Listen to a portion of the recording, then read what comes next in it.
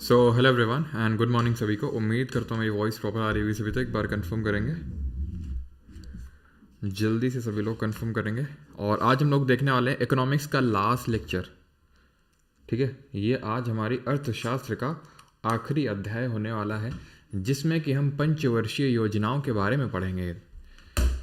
Ladies and gentleman, 5 year plan, क्या समझे? पंचवर्षीय योजनाएं, ठीक।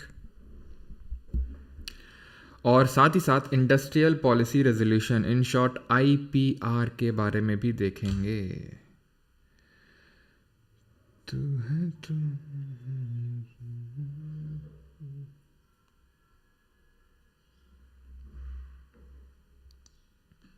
ठीक।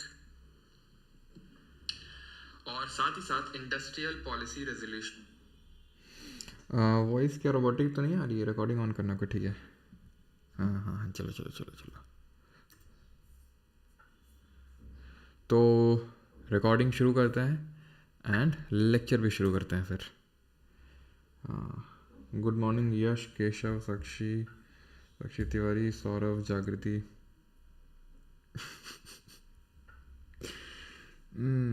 5 ईयर प्लानिंग करनी है, फैमिली प्लानिंग नहीं, बिल्कुल। चलो भाई, तो शुरू किया जाए। गरीबों का मसीहा थानोस। चलो भाई, तो शुरू करते हैं। 5 year plans and industrial policy resolutions. तो देखो, पंचवर्षीय योजनाएं कब आई, क्यों ज़रूरत पड़ी इसकी? जब हम आज़ाद हो गए। कब आज़ाद हुए थे हम लोग? किसी को पता है क्या कब आज़ाद हुए थे? तो 15 अगस्त 1947, 1947 को जब हम आज़ाद हुए थे, तब हमारे सामने एक क्वेश्चन आया कि हम किसको अडॉप्ट करें, कैपिटलिज्म को अडॉप्ट करें यानी पूंजीवाद को, या फिर सोशलिज्म को, समाजवाद को, ठीक है, सोशलिज्म को। तो इसमें नेहरू जी का ये मानना था कि कैपिटलिज्म तो नहीं रखेंगे, सोशलिज्म की तरफ जो है झुकाव ज़्यादा था नेहरू जी का। अब नेहरू जी को तो आप जानते ही होंगे, है ना। तो सोशलिज्म की तरफ झुकाव इसलिए भी ज़्यादा था क्योंकि जो कैपिटलिज्म था उसके भुक्तभोगी हम थे। भुक्तभोगी मतलब नेगेटिव साइड में, नेगेटिव अगर सेंस से देखें, नेगेटिव पर्सपेक्टिव से देखें, तो हमें 200 साल तक एक कंपनी ने राज किया। किस चीज़ के लिए? प्रॉफिट के लिए। और कैपिटलिज्म में मेन क्या चीज़ होता है भाई? मेन मैटर करता है उसमें प्रॉफिट, ठीक है। क्लियर इतनी चीज़? तो इसी वजह से नेहरू जी का झुकाव सोशलिज्म की ओर था। लेकिन we tried to avoid the extreme, यानी कि था क्या कि सोशलिज्म का अगर कोई झंडा लेकर कंट्री चल रहा था तो वो था उस समय का रशिया। उस समय उसका USSR था, वो सोवियत संघ कहलाता था, तब रशिया नहीं होता था वो, ठीक है। ये जो यूक्रेन वगैरह हैं, यूक्रेन, बेलारूस, ये सब USSR में ही आते थे, ठीक है। तो उसमें से उसके बाद बाइफर्केशन हुआ, रशिया निकला, यूक्रेन निकला, बेलारूस, ये सारी कंट्रीज उससे निकले, USSR से, ठीक है। But we avoided the extreme form of socialism. Extreme form of socialism क्या होता है? जहाँ पे पूरी तरह, और ये कैपिटलिज्म और सोशलिज्म में क्या डिफरेंस होता है ये हम पहले ही समझ चुके हैं, है कि नहीं बात? ठीक है, हम पहले इसके बारे में जान चुके हैं, पहली बार इसके बारे में पढ़ चुके हैं। तो हमें पता है कि कैपिटलिज्म में मेन गोल होता है प्रॉफिट, और इसमें मेन पूरा कंट्रोल होता है प्राइवेट प्लेयर्स के हाथ में। सोशलिज्म की जब बात करते हैं तो पूरा इसमें गवर्नमेंट कंट्रोल होता है। तो एक्सट्रीम फॉर्म ऑफ सोशलिज्म का यही मतलब है जो उस समय USSR में था, कि पूरी तरह से गवर्नमेंट के कंट्रोल में ही सारी चीज़ें थीं। लेकिन हमने उस एक्सट्रीम फॉर्म को अवॉइड करने का सोचा, यानी कि हमने अच्छी अच्छी चीज़ें लेने का सोचा सोशलिज्म को, और इंडिया में इम्प्लीमेंट करने का सोचा, जो कि हमने 5 ईयर प्लान यानी पंचवर्षीय योजनाओं के थ्रू इम्प्लीमेंट किया, ठीक है। लेकिन एक्चुअल में जो एक्चुअल प्लानिंग है ना, वो पहले ही इसके बीज पड़ चुके थे। यानी कि प्लानिंग के बारे में हमने ऐसा नहीं कि आज़ादी जब मिली तभी हमने प्लानिंग के बारे में सोचा, क्योंकि 1945-40 आते आते तक ये बात तो क्लियर हो गई थी कि ब्रिटिशर्स जाने वाले हैं, तो अब यहाँ पर हम इंडिपेंडेंस गेन करने वाले हैं, तो कुछ ना कुछ अब हमें यहाँ से प्लानिंग स्टार्ट कर देनी चाहिए। तो ये बॉम्बे प्लान और गांधीयन प्लान आया था 1944 में। एक्चुअल में बॉम्बे प्लान के बारे में हमने कल भी देखा था, अगर आपको याद हो, जब हम देख रहे थे पॉवर्टी के बारे में, तो बॉम्बे प्लान 2 पार्ट में पब्लिश हुआ था ये, ठीक है। It was published in 2 parts. एक तो 19, यहाँ पर लिख देता हूँ मैं, पब्लिश्ड इन 2 पार्ट्स। और ये लेक्चर बहुत इंपॉर्टेंट है, आपको पता है ये टॉपिक, इससे क्वेश्चन आने के इकोनॉमिक्स में सबसे ज़्यादा चांसेस होते हैं, ठीक है, 5 ईयर प्लान से। तो ज़रा फोकस के साथ ध्यान से ज़रा इस लेक्चर को देखेंगे, ठीक है। तो it was published in 2 parts. 2 part में कब? 1944 में एक तो रिपोर्ट पब्लिश करी बॉम्बे प्लान ने, और एक 1945 में, जहाँ पर कुछ इन्फ्लुएंशियल बिजनेस मैन जो थे वो मिले थे बॉम्बे में और उन्होंने इसको पब्लिश किया था, ठीक है। तो Bombay plan and Gandhian plan in 1944, people's plan in 1945 by post war reconstruction committee in Indian trade union. तो जो इंडियन ट्रेड यूनियन था उसमें एक पोस्ट वॉर रिकंस्ट्रक्शन कमिटी थी, उसने एक पीपल्स प्लान दिया था 1945 में, और एक सर्वोदय प्लान आया था 1950 में, जिसको जयप्रकाश नारायण ने दिया था, ठीक है। और जयप्रकाश नारायण कमेंट बताएंगे, मैंने आपको इनके रिगार्डिंग हिस्ट्री में बताया था कि किस पार्टी के फाउंडर थे, जल्दी से। तो ये प्री इंडिपेंडेंस का थोड़ा माहौल था, ध्यान रखेंगे। 1944 में बॉम्बे प्लान और गांधीयन प्लान, 1945 में पीपल्स प्लान, और 1950 में जयप्रकाश नारायण जी के द्वारा सर्वोदय प्लान। तो पार्टी थी ये कांग्रेस सोशलिस्ट पार्टी। कब बनी थी? 1934 में, 1935 में। जयप्रकाश नारायण, आचार्य नारायण देव, मीनू मसानी, ये सब लोग इसमें इन्वॉल्व थे, फाउंडिंग मेंबर्स जो थे वो टीम इस पर्टिकुलर पार्टी के, ठीक है। तो प्री इंडिपेंडेंस में ये माहौल था। और पोस्ट इंडिपेंडेंस हमने, जैसे मैंने बताया कि यूएसएसआर से इंस्पायर हो गए, क्योंकि यूएसएसआर 5 ईयर प्लान पहले से ही, कब से? 1928 में जोसेफ स्टालिन जो थे रशिया के, तो उन्होंने यहाँ पे सबसे पहले जो रशिया के यहाँ पे प्रेसिडेंट थे, तो उन्होंने लॉन्च किया था 5 ईयर प्लान को, पंचवर्षीय योजनाओं को, ठीक है, लेट 1920s में। वहीं से इंस्पायर होके इंडिया ने भी 5 ईयर प्लान को अडॉप्ट किया, चाइना ने भी 5 ईयर प्लान को अडॉप्ट किया, और चाइना आज भी 5 ईयर प्लान आपके चलाता है, ठीक है। लेकिन जैसे मैंने आपको बताया कि we tried to avoid the extreme form of socialism. इसके लिए क्या किया गया? इसके लिए एक प्लानिंग कमीशन का योजना आयोग का गठन किया गया। मार्च 1950 में इसका गठन किया जाता है, ठीक है, स्टैब्लिश्ड ऑन मार्च 1950। किस लिए इसका गठन किया जाता है? बिकॉज यही प्लानिंग करेगा बैठ के, प्लानिंग कमीशन एंड योजना आयोग यही प्लान बनाएगा, प्लान जॉट डाउन करेगा कि अगला वाला जो पंचवर्षीय योजना होगा, अगले वाला जो 5 ईयर प्लान होगा, उसमें किस तरह से क्या क्या हमारे गोल्स होंगे, क्या क्या हमारे टारगेट्स होंगे, और पिछले वाले में हमने क्या क्या टारगेट रखे थे और कितने अचीव किए, वो सारा कुछ देखने का काम प्लानिंग कमीशन का था, इम्प्लीमेंट करने का काम नहीं था। इसके लिए एक ध्यान रखना, नेशनल डेवलपमेंट काउंसिल भी बनाई गई थी, ठीक है, मेनली इम्प्लीमेंटेशन पार्ट वाला देखने के लिए। नेशनल डेवलपमेंट काउंसिल को भी, इसका भी गठन किया गया था। इसका भी और इसका भी, दोनों का चेयरमैन प्रधानमंत्री ही था। क्लियर इतनी बात? तो प्लान बनाएगा प्लानिंग कमीशन, उसको ग्राउंड लेवल पे उतारने का काम करेगा नेशनल डेवलपमेंट काउंसिल। दोनों का ही चेयरमैन प्राइम मिनिस्टर, दोनों का ही चेयरमैन प्राइम मिनिस्टर। तो शुरू करते हैं फिर 5 ईयर प्लानिंग। बट उससे पहले you should know that the goals of the 5 year plans were growth, modernisation, self reliance and equity. अब इससे हम समझते क्या हैं? ये जो आपके लिखे हुए हैं, ग्रोथ, मॉडर्नाइजेशन, सेल्फ रिलायंस और इक्विटी, इनका मतलब भी थोड़ा सा समझ लेते हैं। वॉइस एको हो रहा है, जब पूछ रहे थे तब ना बता पा रहे थे, अब वॉइस एको कर रहे हो।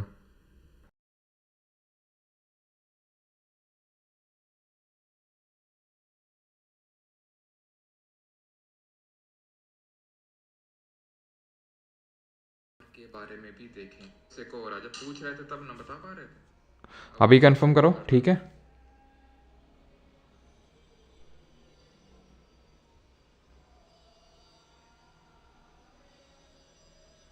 अभी ठीक है, एक बार कंफर्म करो।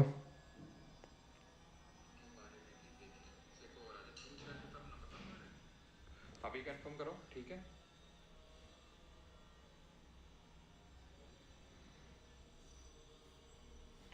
ऑल गुड, ठीक है।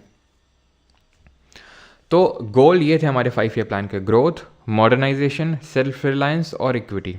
अब इनके मतलब थोड़े समझ लेते हैं कि what does growth means, modernisation, self reliance और इक्विटी। तो ग्रोथ का मतलब सिंपल है, जीडीपी में बढ़ोतरी, ठीक है, increase in GDP, increase in GDP. GDP क्या है? Value of all the final goods and services produced with in the territory of a country in a financial year. तो हमें बस जीडीपी को इंक्रीज करना है, वही ग्रोथ का मतलब। मॉडर्नाइजेशन का मतलब क्या है? मॉडर्नाइजेशन के 2 मतलब हैं, एक तो नई टेक्नोलॉजी को इंट्रोड्यूस करना, ठीक है, सो दैट कि प्रोडक्टिविटी बढ़ाई जा सके। जैसे फॉर एग्जांपल एग्रीकल्चर है, तो अगर खुरपी फावड़ा लेके चलाते रहोगे तो ढेरों लोग लगे रहेंगे, लेकिन जीडीपी में कंट्रीब्यूशन नहीं हो पाएगा, ग्रोथ नहीं हो पाएगी।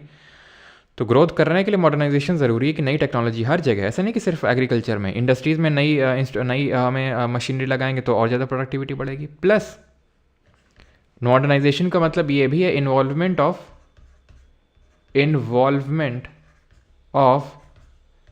women in labour force. क्यों? क्योंकि जब तक आप वेमेन को इंक्लूड नहीं करेंगे तो प्रोडक्टिविटी, वेमेन को इंक्लूड नहीं करेंगे तो भी प्रोडक्टिविटी नहीं बढ़ेगी। अगर आप ये मान के बैठे रहेंगे, ठीक है, कि वेमेन का काम है कि घर में बैठना, रोटी खाना बनाना, है ना, तो फिर कहाँ से हमारी इकोनॉमी ग्रो करेगी? क्योंकि विवेकानंद जी ने भी कहा था, क्या कहा था विवेकानंद जी ने, कि जिस तरह चिड़िया एक पंख पे नहीं उड़ सकती है, उसी तरह देश भी बिना वेमेंस को उनका हक दिए हुए नहीं ग्रो कर सकता है। ठीक है, तो वेमेंस को भी हक देना ज़रूरी है, उनको भी लेबर फोर्स में, क्योंकि उनके अंदर भी जो टैलेंट है उसको हमें सही जगह यूज़ करने आना चाहिए, है ना। कि वेमेन में जो थर्ड आई का कॉन्सेप्ट बोलते हैं कि वेमेन जो होती हैं वो कुछ सेंस कर लेती हैं, उनकी जो सेंसिटिव सेंस पावर्स होती हैं वो ज़्यादा होती हैं। तो ऐसी जगहों में उनको हमें डिप्लॉय करना होगा, सो दैट कि हमारा एक तरह से प्रोडक्टिविटी और बढ़ सके, है ना। तो वेमेन का भी इन्वॉल्वमेंट लेबर फोर्स में, ये भी मॉडर्नाइजेशन के अंदर आता है। सेल्फ रिलायंस का मतलब क्या होता है? Self reliance is kind of inward looking strategy based on inward looking strategy, or I can say the vice versa, that is inward looking strategy is based on the self reliance। मतलब कि जो चीज़ हम घर में बना सकते हैं उसको घर में ही बनाएं, बाहर से इंपोर्ट ना करें। समझ आया? मतलब इक्विटी का मतलब है ग्रोथ ऑफ ऑल, यानी कि ग्रोथ हो रही है, मॉडर्नाइजेशन हो रहा है, सब कुछ हो रहा है, लेकिन ऐसा तो नहीं उसके बेनिफिट सिर्फ एक पर्टिकुलर सेक्शन को ही मिल रहा है, तो सबको मिलना चाहिए। ठीक है, जो ग्रोथ का बेनिफिट है वो सबको मिलना चाहिए, ग्रोथ ऑफ ऑल या फिर ग्रोथ फॉर ऑल। क्लियर इतनी चीज़? तो ये ध्यान रखना, गोल्स क्या है 5 ईयर प्लान के? 4। I again repeat, growth, modernisation, self reliance and equity. याद रहेगा? ठीक। देन अगर बात करें तो 5 year plan not only specify the objectives to be attained in the 5 years of a plan, but also what is to be achieved over a period of 20 years। This long term plan is called as perspective plan.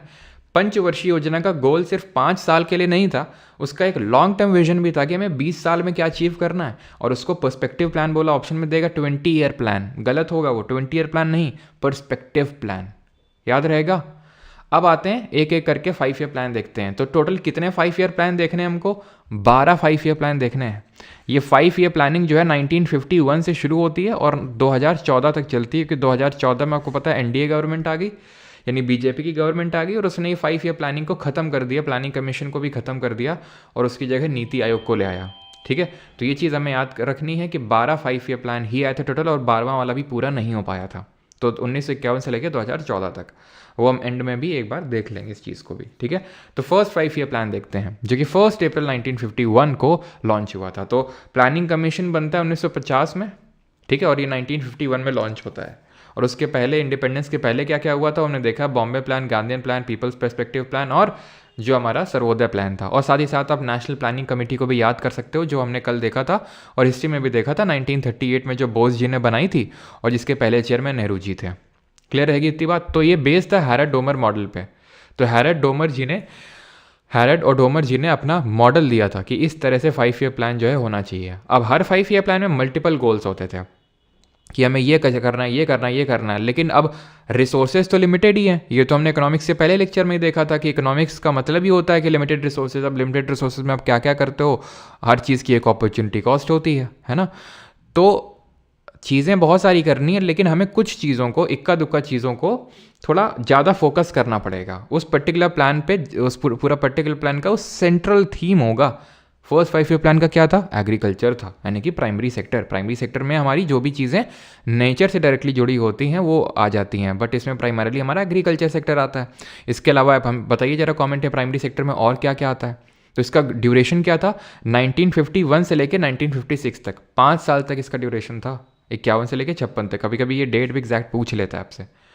ठीक है, ये prime minister अभी आप मत, हर 5 year plan है prime minister का नाम लिखा होगा, वो अभी आप मत देखना, मैं लास्ट में समराइज़ करूँगा इसको। ठीक है, ना करूँ तो याद दिला देना। एग्रीकल्चर इसमें मेन फोकस था, जिसके तहत डैम यानी कि बांध बनाए गए थे। भाखड़ा नंगल डैम बनाया गया था सतलज पे, हीराकुड महानदी पे, और नागार्जुन सागर कृष्णा रिवर पे। जरा बताइए हीराकुड के रिगार्डिंग क्या इंपॉर्टेंट चीज़ हमने ज्योग्राफी में पढ़ी थी, और भाखड़ा नंगल के रिगार्डिंग क्या इंपॉर्टेंट चीज़ पढ़ी थी। तो इसमें टारगेट रखा था हमने 2.1% का कि भाई इतना अचीव करेंगे, लेकिन हम अचीव किए 3.6%, यानी कि एक सक्सेसफुल प्लान था यह।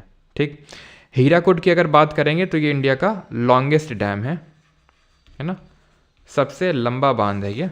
और वहीं भाखड़ा नंगल डैम की अगर बात करेंगे तो ये जो भाखड़ा नंगल है, तो भाखड़ा नंगल ये इंडिया का लार्जेस्ट डैम है, प्लस हाईएस्ट ग्रेविटी डैम है, सबसे ऊंचा गुरुत्वीय बांध है। अर्दन डैम सबसे कौन सा हाईएस्ट, बताओ जल्दी से, सबसे हाईएस्ट अर्दन डैम कौन सा है। तो क्लियर इतनी चीज़। 5 साल तक रहेगा 51 से 56 तक, प्राइमरी सेक्टर फोकस था, 2.1% से 3.6 मतलब टारगेट था, 3.6% अचीव किए। तो हाईएस्ट जो आपका अर्दन डैम है वो है भागीरथी रिवर पे situated Tehri dam. Reforms introduced in agriculture, तो फर्स्ट 5 ईयर प्लान जब हम आज़ाद हुए थे तो हमने फर्स्ट 5 ईयर प्लान तुरंत लॉन्च किया और हमने मेन एग्रीकल्चर पे फोकस रखा। उस समय की दिक्कतें ये थी कि आपको हमने हिस्ट्री में भी पढ़ा था, जमींदारी जागीरदारी ये सब चल रही थी। अब जमींदारी में क्या था, जमींदारी सिस्टम में ये था कि जो जमींदार थे उनको बहुत ज़्यादा पार्ट ऑफ लैंड को होल्ड करते थे, बहुत ज़्यादा पार्ट ऑफ लैंड को होल्ड करते थे, बंधुआ काइंड ऑफ मजदूरी करवाते थे, है ना, किससे, जो भी किसान, जो भी मतलब हम बोल सकते हैं मजदूर होते थे उनसे। तो गवर्नमेंट ने क्या किया, गवर्नमेंट ने यहाँ पे 3 चीज़ें लेके आया सो दैट कि प्रोडक्टिविटी बढ़े एग्रीकल्चर में। एग्रीकल्चरल प्रोडक्टिविटी को बढ़ाने के लिए क्या किया गया, 3 पॉलिसी लाई गई। पहला पॉलिसी है policy of land to tiller, मतलब टिलर का मतलब है जो मजदूर है एक तरह से, वो समझ लो। तो लैंड टू टिलर यानी लैंड जो है वो टिलर को बिलोंग करनी चाहिए। क्यों, क्योंकि हमारे जो गवर्नमेंट के लोग थे उन्होंने ये चीज़ ऑब्जर्व करी कि रशिया में भी सेम चीज़ है। रशिया में क्या है कि जैसे फॉर एग्जांपल जो पेजेंट्स हैं, जो पेजेंट्स तो नहीं बोलेंगे, जो टिलर हैं, जो एक तरह से मजदूर हैं, वो कोई ज़्यादा क्या कहना है, वो ज़्यादा इन्वॉल्वमेंट नहीं दिखाते हैं किस चीज़ में, एग्रीकल्चर में। क्यों, जैसे फॉर एग्जांपल उन्होंने एक चीज़ को ऑब्जर्व किया कि जैसे जब फल की पैकिंग हो रही है तो उसी में सड़े गले सब डाले दे रहे हैं, अच्छे फल सड़े फल, जबकि उन्हें पता है, ऑब्वियस है कि भाई अगर सड़े डालेंगे तो अच्छे वाले भी खराब हो जाएंगे, लेकिन फिर भी सड़े डाल रहे हैं। क्यों, क्योंकि उन्हें पता है कि उससे तो हमारा ना तो प्रॉफिट होना ना तो नुकसान, तो हमें क्या फालतू में दिमाग लगाना है। ठीक है, तो वही यहाँ पे भी सोचा। क्यों, क्योंकि जब तक आप में आपको कोई इंसेंटिव नहीं होगा तब तक आप वर्क ही नहीं करोगे। अब आप पढ़ क्यों रहे हो, आप अभी इंस्टाग्राम चला सकते हो, ठीक है, आप रील एकदम रीलें एकदम स्क्रॉल कर सकते हो, है ना, गजब मज़े आएंगे उसमें। तो क्यों मेरी फालतू में क्लास सुननी पड़ रही है, मेरी आवाज़ जो तुम्हें सुननी पड़ रही है ज़बरदस्ती, क्यों, इसलिए क्योंकि इंसेंटिव है उसमें। इंसेंटिव ये है कि नौकरी लग जाएगी तो फिर मज़े ही मज़े होंगे ज़िंदगी में, तो वो इंसेंटिव है। तो ऐसे सब हर कोई बिना इंसेंटिव के तो कोई काम करता नहीं है, तो इन लोगों को इंसेंटिव ही नहीं था। तो गवर्नमेंट ने क्या किया, लैंड टू टिलर वाला पॉलिसी लेके आया कि भाई जो लैंड है जो ज़मींदार के पास है, तो उसमें जो टिलर काम कर रहे हैं उनको दिया जाएगा। क्यों, क्योंकि हम लैंड सीलिंग एक्ट लेके भी आ गए हो। लैंड सीलिंग का मतलब है कि एक पर्टिकुलर पॉइंट के बियॉन्ड कोई लैंड होल्ड नहीं कर सकता। जैसे गवर्नमेंट ने, फॉर एग्जांपल बता रहा हूँ, गवर्नमेंट ने सेट कर दिया कि भाई 5 बीघे से ज़्यादा कोई लैंड होल्ड नहीं कर सकता है, और इससे ज़्यादा है आपके तो उसके हम ले लेंगे और उसको बांट देंगे ये। लेकिन अगेन इसमें काफ़ी सारे लूप होल्स थे, पहला। दूसरा लूप होल्स निकाले वो जो बड़े बड़े जमींदार थे। तीसरा उन्होंने कोर्ट में चले गए, आपने देखा होगा राइट टू प्रॉपर्टी, है ना, इन सबको वो किया गया, वो सब यहीं से शुरू हुआ था। तो ये लोग कोर्ट चले गए जो बड़े बड़े ज़मींदार थे, इन्होंने लूप होल्स निकाल लिए। क्या लूप होल्स निकाल लिए इन्होंने, कि इन्होंने बोला हम ही टिलर हैं, या फिर कोई अपना रिलेटिव ले आया, रिलेटिव के नाम पे ज़मीन को करवा दिया, या फिर टिलर भले ही आ गया था लैंड टू टिलर, लेकिन टिलर को धमका के रखते थे। तो ये सारे जो है ना लूप होल्स निकाल लिए थे ज़मींदार ने। और आज तक भी अगर आप देखेंगे, कुछ ही स्टेट थे, जैसे केरल की अगर मैं बात कर लूँ, ठीक है, तो वहाँ पे इसको अच्छे से इम्प्लीमेंट किया गया। लेकिन बहुत सारे अभी मतलब हमारी गांव के बगल में गांव हैं, ठीक है, मतलब उनकी भाई अथाह ज़मीन है। वो मतलब जब पता चला कि भाई ये राजा थे यहाँ के, फिर ऐसे ऐसे ट्रांसफ़र होता गया, तो इतना पूरा लैंड जहाँ तक देख रहा है वो सब इन्हीं का ही, राजा जी के। राजा जी तो चले गए, राजा जी के बच्चों का है। अब राजा जी के जो बच्चे हैं वो उसी को बेच बेच के मज़े कर रहे हैं वहाँ पे, ठीक है। तो ये हाल है। तो अभी भी मतलब बहुत कुछ लोग हैं, कुछ ज़मींदार हैं जिनके पास बहुत ज़्यादा पार्ट ऑफ लैंड है। तो ये लैंड सीलिंग एक्ट और policy of land to tiller लाया गया था। हाई यील्डिंग वैरायटी सीड्स लाई गई थी, जिसके बारे में हमने ग्रीन रेवोल्यूशन में पढ़ा था, जिनको कि हम HYV सीड्स बोलते हैं, है ना। ग्रीन रेवोल्यूशन के बारे में आपको पढ़ा चुका हूँ ना, एक बार कन्फर्म करेंगे। तो ये ध्यान रखिएगा, at independence about 75% of the country's population was dependent on agriculture. जब हम इंडिपेंडेंट हुए थे, आज़ाद हुए थे, तो लगभग 75% जो कंट्री की जनसंख्या थी वो एग्रीकल्चर पे डिपेंडेंट थी। ये आप समझ लीजिए कि आज़ादी के बाद इतना परसेंट था जो एग्रीकल्चर पे डिपेंडेंट था, और ये एग्रीकल्चर पे ज़्यादा डिपेंडेंसी दिखाती कि कोई कंट्री अभी डेवलपिंग फेज पे है।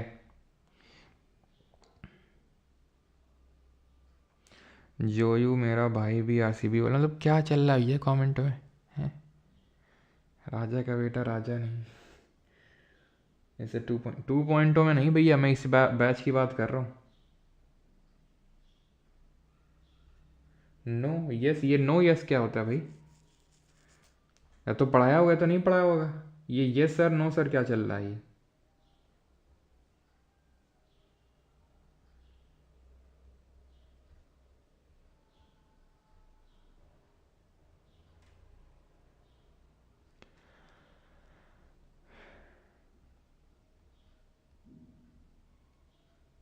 सर कराया, ठीक है, क्लियर है इतनी चीज़। अब फर्स्ट 5 ईयर प्लान के टाइम पे ही 5 आईआईटी को भी स्टैब्लिश किया गया था, ठीक है। 5 आईआईटीज वर स्टैब्लिश्ड, ठीक है।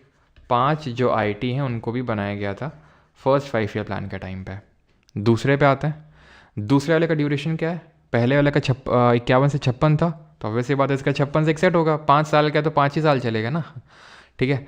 और ये बेस था पीसी महालनोबिस मॉडल पे, जैसे कि वो हैरेट डोमर मॉडल पे बेस था, ये पीसी महालनोबिस मॉडल पे बेस था। पीसी महालनोबिस की अगर बात करें तो इनका जन्म 29 जून को हुआ था, जिसको नेशनल स्टैटिस्टिक्स डे यानी कि राष्ट्रीय सांख्यिकी दिवस मनाते हैं। और इन्होंने इंडियन स्टैटिस्टिकल इंस्टीट्यूट की स्थापना करी थी और एक जर्नल निकाला था जिसका नाम था संख्य। याद कैसे रखेंगे? भारतीय सांख्यिकी दिवस मनाते हैं ना, तो संख्य का ध्यान रखना, ये जर्नल आज भी ये चलता है, पब्लिश होता है संख्य जर्नल, ठीक है। तो पीसी महालनोबिस को, और ये भी ध्यान रखना, he is considered as architect, chief architect of planning, ठीक है। He is considered as chief architect of Indian planning, ध्यान रखिएगा ये चीज़। फोकस क्या था? फोकस था, ठीक है, रैपिड इंडस्ट्रियलाइजेशन, तेजी से औद्योगिकरण, जो बेसिक और हैवी इंडस्ट्रीज़ हैं उनको डेवलप करना, बेसिक और जो हैवी इंडस्ट्रीज़ हैं उनको डेवलप करना। क्योंकि जब किसी कंट्री में एग्रीकल्चर डेवलप हो जाता है तो उसके बाद जो मेन डेवलप होने के लिए चीज़ बचती है उसको, वो है आपका इंडस्ट्री, ठीक है। आपका ऑर्डर होता है कि भाई पहले agriculture primary sector, then secondary sector that is manufacturing sector, and then उसके बाद सर्विस सेक्टर, ठीक है। तो रैपिड इंडस्ट्रियलाइजेशन इसका गोल था, बेसिक और हैवी इंडस्ट्रीज सेटअप करना। 3 इंडस्ट्रीज, ठीक है, 3 स्टील प्लांट को सेटअप किया गया था। भारत का पहला स्टील प्लांट कौन सा था? First steel plant of India, तो ये था, ध्यान रखना, टिस्को, ठीक है, टिस्को, जमशेदपुर झारखंड में। 3 स्टील प्लांट को सेटअप किया गया था सेकेंड 5 ईयर प्लान के तहत। पहला रावरकेला, कहाँ पे? उड़ीसा में। किसकी हेल्प से स्टैब्लिश किया इसको? जर्मनी की हेल्प से। दुर्गापुर वेस्ट बंगाल में किसकी हेल्प से? यूके की हेल्प से। भिलाई छत्तीसगढ़ में किसकी हेल्प से? यूएसएसआर की हेल्प से। याद कैसे रखेंगे? याद हम इसको ऐसे रखेंगे कि हमने केला खाया जर्मनी के साथ, ठीक है, दुर्गा जी की पूजा करी ब्रिटेन वालों के साथ, और पिलाई करी अमेरिका की किसके साथ मिलके? रशिया के साथ मिलके। ऐसे करके हम याद कर सकते हैं इसको, ठीक है। टारगेट हमारा 4.5% था, अचीव हमने 4.27% किया था, मतलब काइंड ऑफ मॉडरेटली सक्सेसफुल, हम ऑलमोस्ट रीच कर गए थे, मॉडरेटली सक्सेसफुल, ठीक है। अब हमें लगा कि यार अब तो हम, ठीक है, स्टड बन चुके हैं। वैसे नहीं कि हमारे तो 10th में भी अच्छे मार्क्स आए हैं, 12th में, और आज से बोर्ड एग्ज़ाम भी आई थिंक शुरू है ना, तो हमारे तो 10th में भी अच्छे मार्क्स आए हैं, 12th में भी आए। अरे आईआईटी वाईआईटी तो सब ऐसे ही है, तो ओवर कॉन्फिडेंट हो जाना। हम भी वही हो गए। हमें लगा कि हमारी जो इकोनॉमी वो रैपिड, मतलब वो रैपिडो नहीं, मतलब वो अब रैपिड मतलब टेक ऑफ की स्टेज पे आ चुकी है, कि बस हमें टेक ऑफ लेना, उड़ जाना है अब, ठीक है। तो इसका ड्यूरेशन थर्ड 5 ईयर प्लान में 61 से 66 था, और हमारा फोकस था सेल्फ रिलायंट और self generating economy. Self reliant और सेल्फ जनरेटिंग इकोनॉमी हमारा टारगेट था, ठीक है। और हमें यह था कि भाई टेक ऑफ के स्टेज पे हैं हम, और ये गडगिल फॉर्मूले पे बेस्ड था, ध्यान रखना। लेकिन हुआ क्या? चाइना के साथ हमारा युद्ध हो गया 62 में, पाकिस्तान के साथ युद्ध हो गया 65 में, और साथ ही साथ इसी टाइम पे ड्रॉट भी पड़ गया, सूखा भी पड़ गया। तो हुआ क्या? जो टेक ऑफ कर रहे थे एकदम औंधे मुँह गिर गए। 5.6% टारगेट रखा था, 2.8% ही अचीव हुआ। फेलियर था ये पूरा 5 ईयर प्लान। क्यों था मैंने बताया, चाइना के साथ युद्ध लड़े, पाकिस्तान के साथ, और सूखा पड़ गया। प्राइम मिनिस्टर आपको नहीं देखने अभी, ठीक। कौन क्या क्या स्टैब्लिश हुआ था इस टाइम पे, तो food corporation of India, that is FCI, 14 जनवरी 1965 को सेटअप हुआ था 3rd 5 ईयर प्लान के टाइम पे। Commission on agriculture cost and prices, यही होता है, यही इंस्टीट्यूशन है जो आपका MSP जो है डिसाइड करता है। मिनिमम सपोर्ट प्राइस जो है वो यही डिसाइड करता है, commission on agriculture cost and prices. ये भी 1975 में during 3rd 5 year plan establish हुआ। Industries development bank of India, ये भी 1965 में, और जो UTI है ये भी आपका 1963 में स्टैब्लिश होता है। अब क्योंकि यहाँ पर भयंकर फेलियर हो गया, ठीक है, तो गवर्नमेंट एकदम डिमोटिवेट हो गई, और गवर्नमेंट अब जो है कोई 5 ईयर प्लान लाने के मूड में नहीं थी, थोड़ा हॉलीडे करने के मूड में थी, और यहाँ पर लाया गया प्लान हॉलीडे 66 से लेके 69 तक, 66 से लेके 69, 3 साल तक, सो दैट जो हमें शॉक मिला है इंडियन इकोनॉमी को, जो शॉक मिला है इन तीनों चीज़ों से जो हमने अभी पीछे देखा, वॉर एंड ड्रॉट, तो उससे रिकवर किया जा सके। और इसके लिए एनुअल प्लान्स को इंट्रोड्यूस किया गया। दैट वाज काइंड ऑफ, मतलब इसमें नई एग्रीकल्चरल स्ट्रैटेजी लाई गई। क्या नई एग्रीकल्चरल स्ट्रैटेजी लाई गई? इसमें ये एग्रीकल्चरल स्ट्रैटेजी लाई गई कि भाई हम या इसी टाइम पे ही जो आपका ग्रीन रेवोल्यूशन है, हरित क्रांति, उसको लाया गया था। ग्रीन रेवोल्यूशन के बारे में आपको पढ़ा चुका हूँ, ठीक है, तो ये सारी चीज़ें मैंने आपको बताया होगा कि ये 2 फेज़ में लाया गया था, ठीक है, और मैंने पढ़ाया होगा इसको आपको लास्ट वाली जो क्लास हुई थी ज्योग्राफी की एग्रीकल्चर वाली, उसमें, ठीक है। और सेकेंड फेज़, तो ज़रा बताओ फर्स्ट फेज़ कब लाया गया था और सेकेंड फेज़ कब लाया गया था, और फर्स्ट फेज़ कौन से एफ्लुएंट स्टेट्स को टारगेट किया था? फर्स्ट फेज़ जो है कौन से एफ्लुएंट स्टेट्स को टारगेट किया था? तो फर्स्ट फेज़ की जब बात करेंगे तो मिड 1960s से लेकर मिड 1970s तक चला था, और सेकेंड फेज़ की अगर बात करेंगे ग्रीन रेवोल्यूशन की, तो ये मिड 1970s में आया था। क्लियर है ये चीज़ एग्रीकल्चर वाली क्लास में?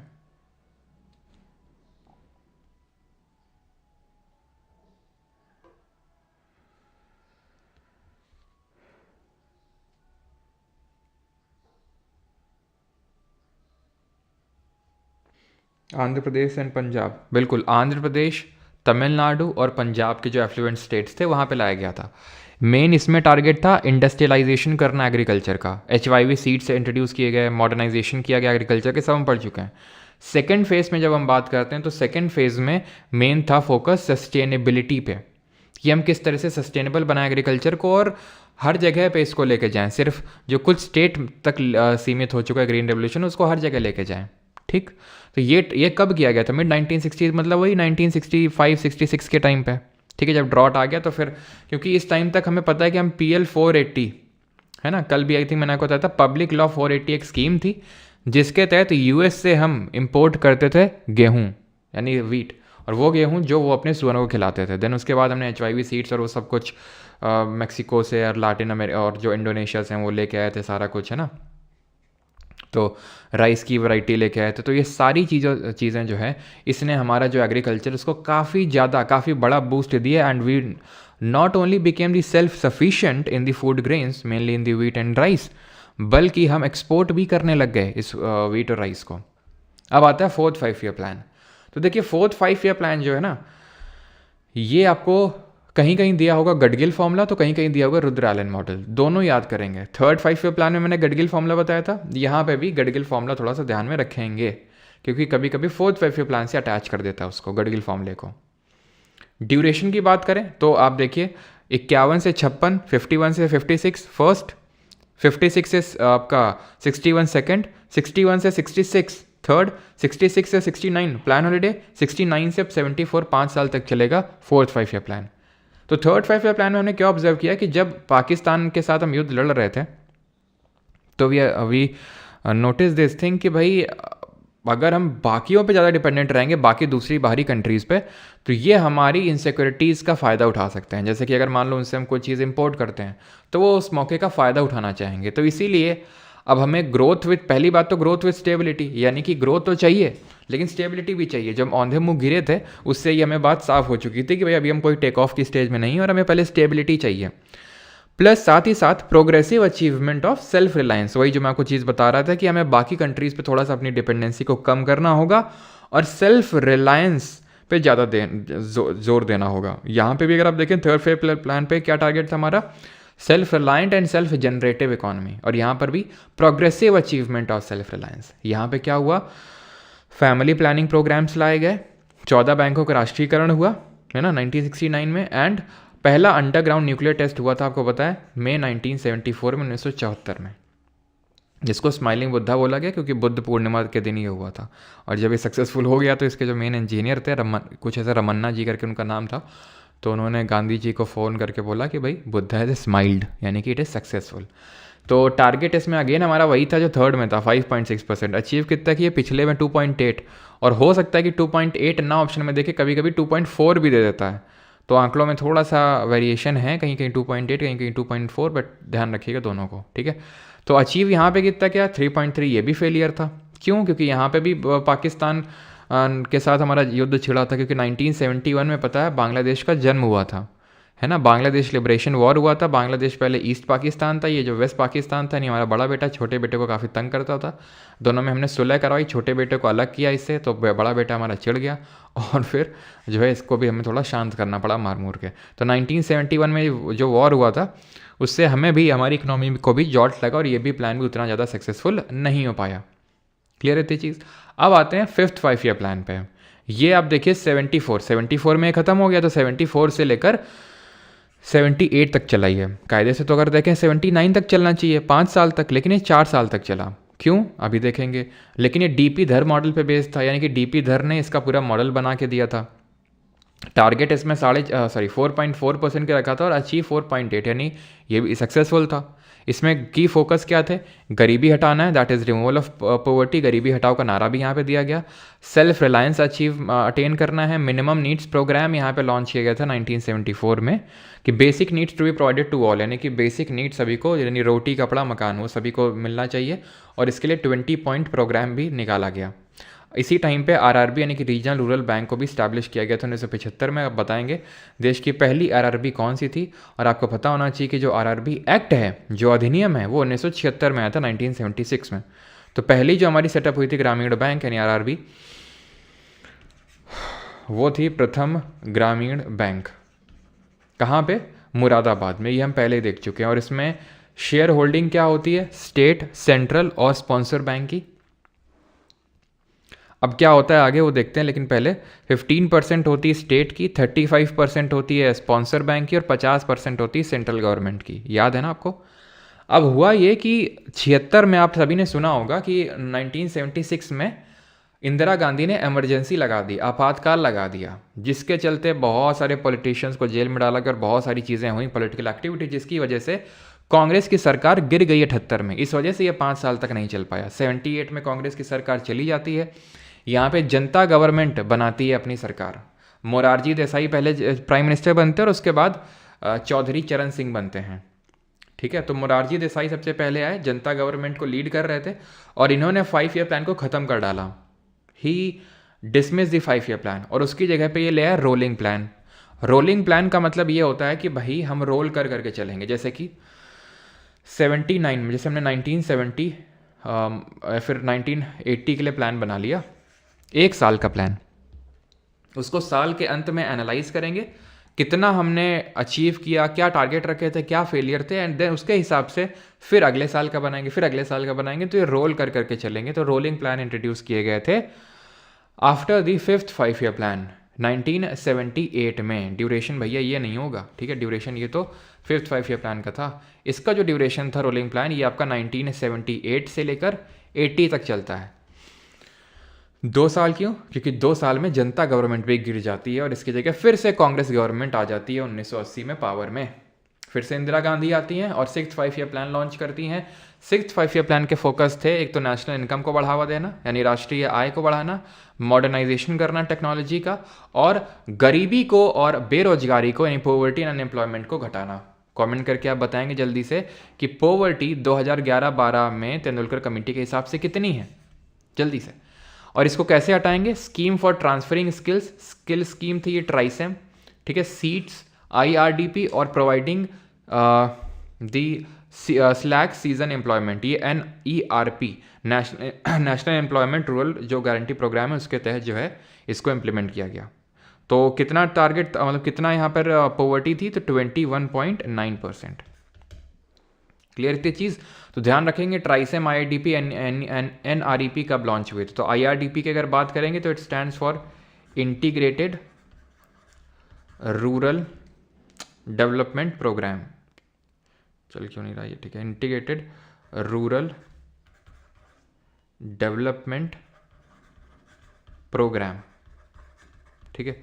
और ये क्या है, ये है आपका training rural youth for self employment, ठीक है, क्लियर है। तो ये चीज़ें जो है पॉवर्टी और अनएम्प्लॉयमेंट को कम करने के लिए ये लाई गई थी। नाबार्ड भी इसी टाइम पे स्टैब्लिश हुआ था, अगर आपको याद हो, national bank for agriculture and rural and development 1982 में 12 जुलाई 1982 को स्टैब्लिश होता है। किस कमिटी के रिकमेंडेशंस पे? लैंडलेस लेबर, ठीक है, landless labour employment guarantee programme RLEGP, इसको भी लाया गया था इसी टाइम पे 1983 में। तो इसको स्टैब्लिश किया गया था B शिवरमन कमेटी के रिकमेंडेशंस पर। B शिवरमन कमेटी के रिकमेंडेशंस पे हम पहले ही देख चुके हैं। टारगेट रखा था 5.2%, अचीव किया था 5.7%, यानी कि सक्सेसफुल, ठीक है, सक्सेसफुल हो गया था ये भी। क्लियर इतनी चीज़ यहाँ तक, 6-5 प्लान तक किसी कोई डाउट तो नहीं है? जल्दी से बताओ भैया, किसी को कोई डाउट यहाँ तक?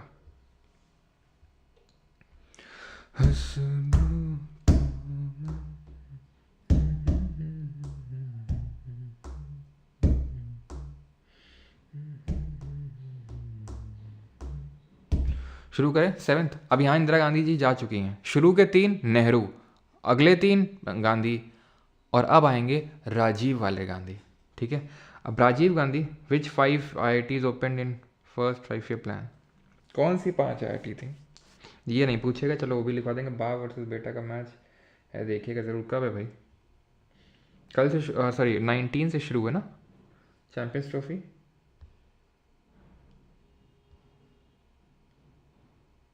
दीपतांश जी, बार बार रिविजन करना पड़ेगा, उसी से होगा, ठीक है।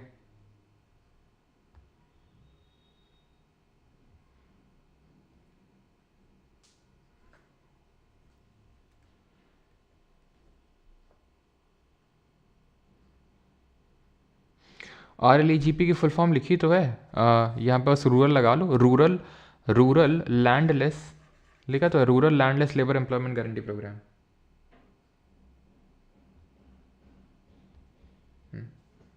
चलो भाई, इंदिरा गांधी तेनू शूट, अच्छा चलो। तो अभी आते हैं 7-5 प्लान पे। तो 1985 से लेकर 90 तक इसका ड्यूरेशन था, 5 साल तक। राजीव गांधी प्राइम मिनिस्टर थे। मैं लास्ट में उसको भी फिर से समराइज़ करूँगा, प्राइम मिनिस्टर। फोकस क्या था? फोकस आप याद रखेंगे ऐसे, FWP, बस। F से फूड, W से वर्क और P से प्रोडक्टिविटी, ठीक है। तो फूड ग्रेन प्रोडक्शन बढ़ाना है, एम्प्लॉयमेंट अपॉर्चुनिटीज़ देनी है और प्रोडक्टिविटी बढ़ानी है। टारगेट 5% था, अचीव 6% की, यानी ये भी सक्सेसफुल था, ठीक है।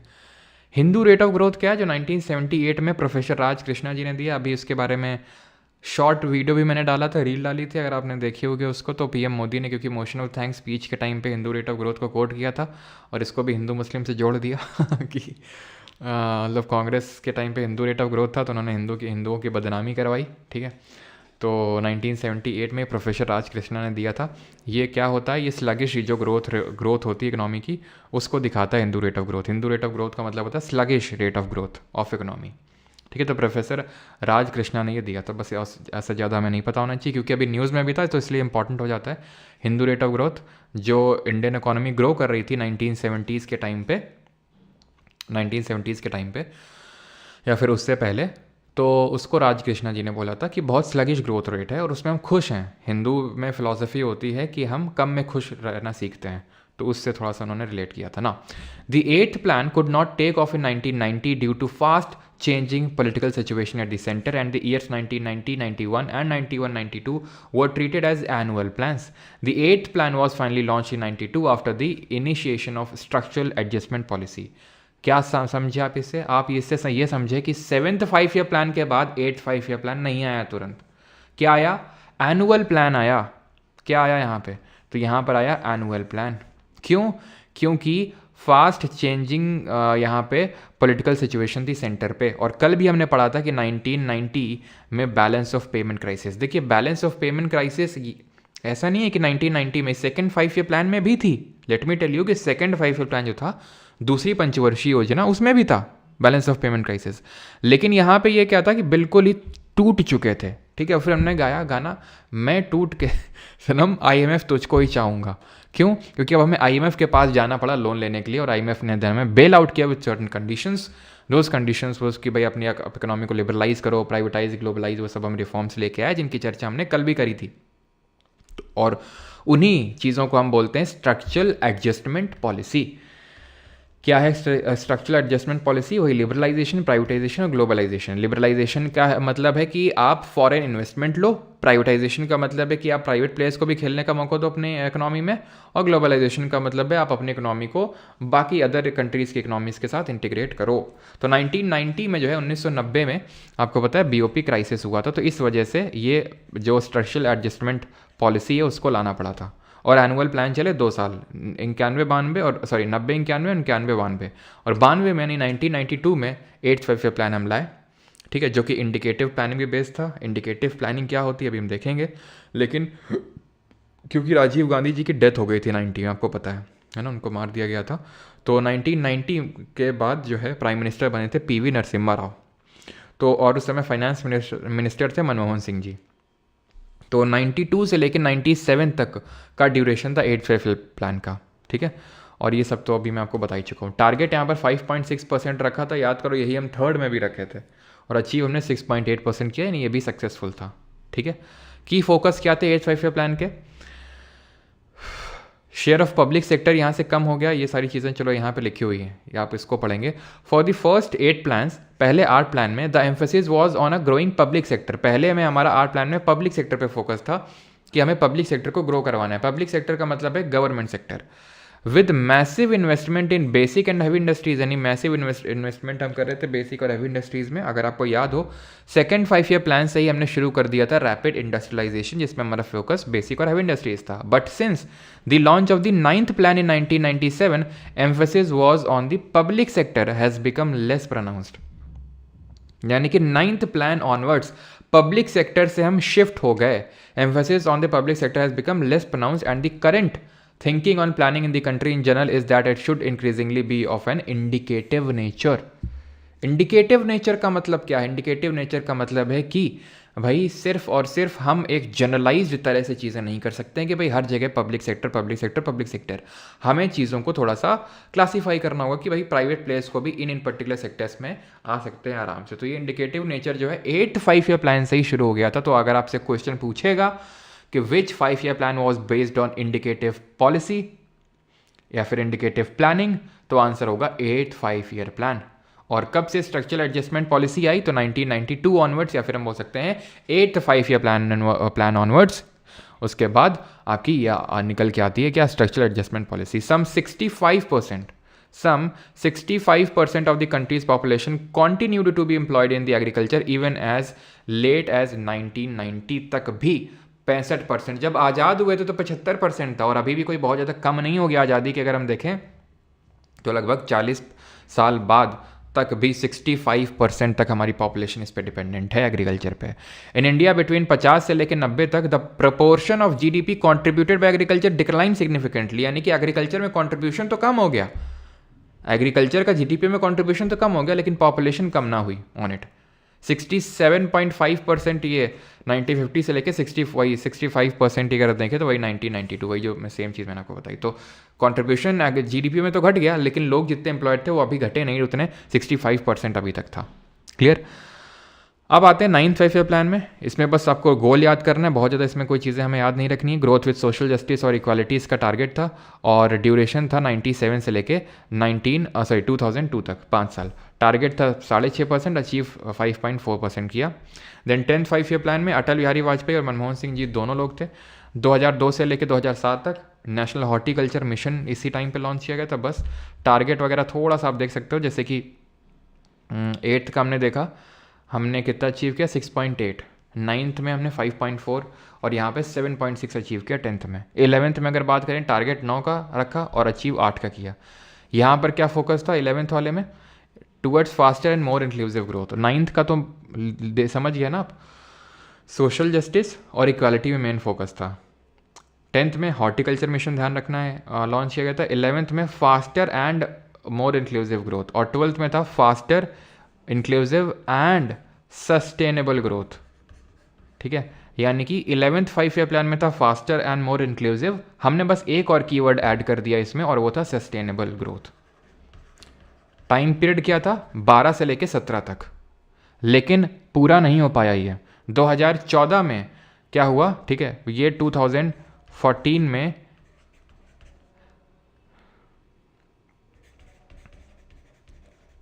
प्लानिंग कमीशन को, योजना आयोग को डिसमिस कर दिया गया। ठीक है, and 5 year plan were abandoned, खत्म कर दिए गए थे। ठीक है, जैसे कि हमने देखा 78 में 78 में जब जनता पार्टी आई, जब गवर्नमेंट चेंज हुई तो उसने खत्म कर दिया, वैसे ही यहाँ पे हुआ। तो अच्छा समराइज करो मुझे कमेंट में जल्दी से, 3 ब्रेक्स बताओ 5 ईयर प्लान में, 3 जगह ब्रेक्स आए थे 5 ईयर प्लान में, कब कब आए थे कमेंट में जल्दी से लिखो, 1 2 3 ऑर्डर वाइज।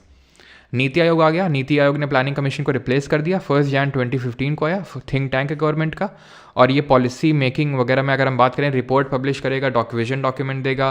कल हमने एक रिपोर्ट देखी थी MDP multi dimensional poverty index, ये सब देखा था हमने क्या देखा था, ये क्या नहीं करता है, ये कोई डिस्प्यूट रेजोल्यूशन नहीं करता है, फंड एलोकेशन नहीं करता है, इस तरह के बड़े रोल नहीं है इसका, काम बस थिंक टैंक का, बस तुम सोचने का काम करो, एग्जीक्यूशन हम पे छोड़ दो, गवर्नमेंट बोलती है। ठीक है, और ये आपकी कॉन्स्टिट्यूशनल बॉडी है, स्टैट्यूटरी है, एग्जीक्यूटिव है, कैसी बॉडी है। तो 3 ब्रेक्स कब आए हैं 5 ईयर प्लान में, तो यहाँ पे मैं लिखता हूँ ब्रेक्स इन 5 ईयर प्लान। तो ब्रेक्स कौन कौन से आए हैं, तो एक तो आया है 1966 से 69 तक, 66 से लेकर 69 बीच में जब आए थे आपके प्लान हॉलीडे।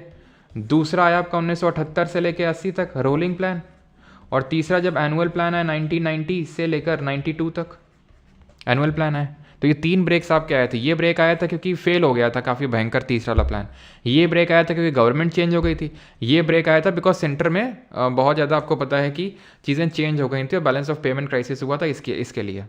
क्लियर इतनी चीज़। National Institute for Transforming India का फुल फॉर्म है, और ये ना तो कॉन्स्टिट्यूशनल है ना तो स्टैट्यूटरी है, ना तो कोई कॉन्स्टिट्यूशन में इसका अनुच्छेद है, आर्टिकल है, और ना ही ये कोई एक्ट से बनी है, ये एक एग्जीक्यूटिव रेजोल्यूशन से बनाया गया बॉडी है। बस इसने प्लानिंग कमीशन को रिप्लेस किया, और इसका चेयरमैन भी प्राइम मिनिस्टर होता है। ठीक है, CEO, ये सब सारी चीज़ें हम पढ़ चुके हैं। CEO कौन है, BVR सुब्रमण्यम, और वाइस चेयरपर्सन कौन है, सुमन के बेरी। आखिरी टॉपिक पे आते हैं जो 2 मिनट का टॉपिक है, and that is industrial policy resolution. औद्योगिक जो आपका ये है नीतियाँ हैं वो, ठीक है, हाँ सभी का सही है, सभी का सही है जो ब्रेक है। तो अब हम देखेंगे कि इंडस्ट्रियल पॉलिसी रेजोल्यूशन क्या क्या है। बस लास्ट है 2-3 मिनट का है ये, 3-4 मिनट का बस। तो 3 इंडस्ट्रियल पॉलिसी रेजोल्यूशन आए हैं। पहला वाला आया था 1948 में। ठीक है, मेन इसमें पर्सन कौन थे जिन्होंने इसको फॉर्मुलेट वगैरह करने का क्रेडिट जाता है जिनको, तो ये थे हमारे श्यामा प्रसाद मुखर्जी। ठीक है, ये first 5 year plan, first industrial policy resolution pass हुआ था इस टाइम पे। गवर्नमेंट की मोनोपोली थी, लाइसेंस राज की शुरुआत हुई थी यहाँ से। यहाँ पे जो है इट क्लासीफाइड, ध्यान रखना इस चीज़ को, यहाँ पे लिखा है क्या, नहीं लिखा है, ओके यहाँ पे लिख देता हूँ मैं, ये इंपॉर्टेंट है। It classified industries, it classified industries into 4 broad categories. 4 broad categories में इंडस्ट्री को इसने क्या किया था, क्लासीफाई किया था। कौन कौन सी, पहला पब्लिक सेक्टर। पहले तो तुम यही याद कर लो, सीधा यही पूछता है क्वेश्चन कितने सेक्टर में, तो 4 सेक्टर में। एक तो पब्लिक सेक्टर, दूसरा पब्लिक कम प्राइवेट सेक्टर, पब्लिक कम प्राइवेट सेक्टर, तीसरा कंट्रोल्ड प्राइवेट सेक्टर,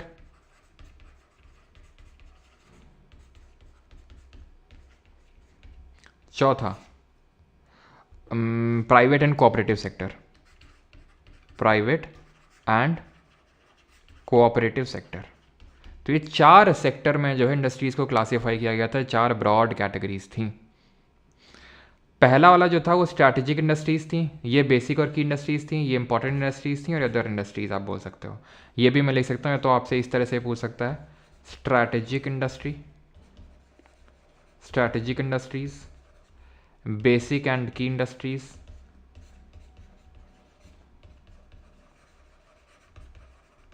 ठीक है, इंपॉर्टेंट इंडस्ट्रीज़,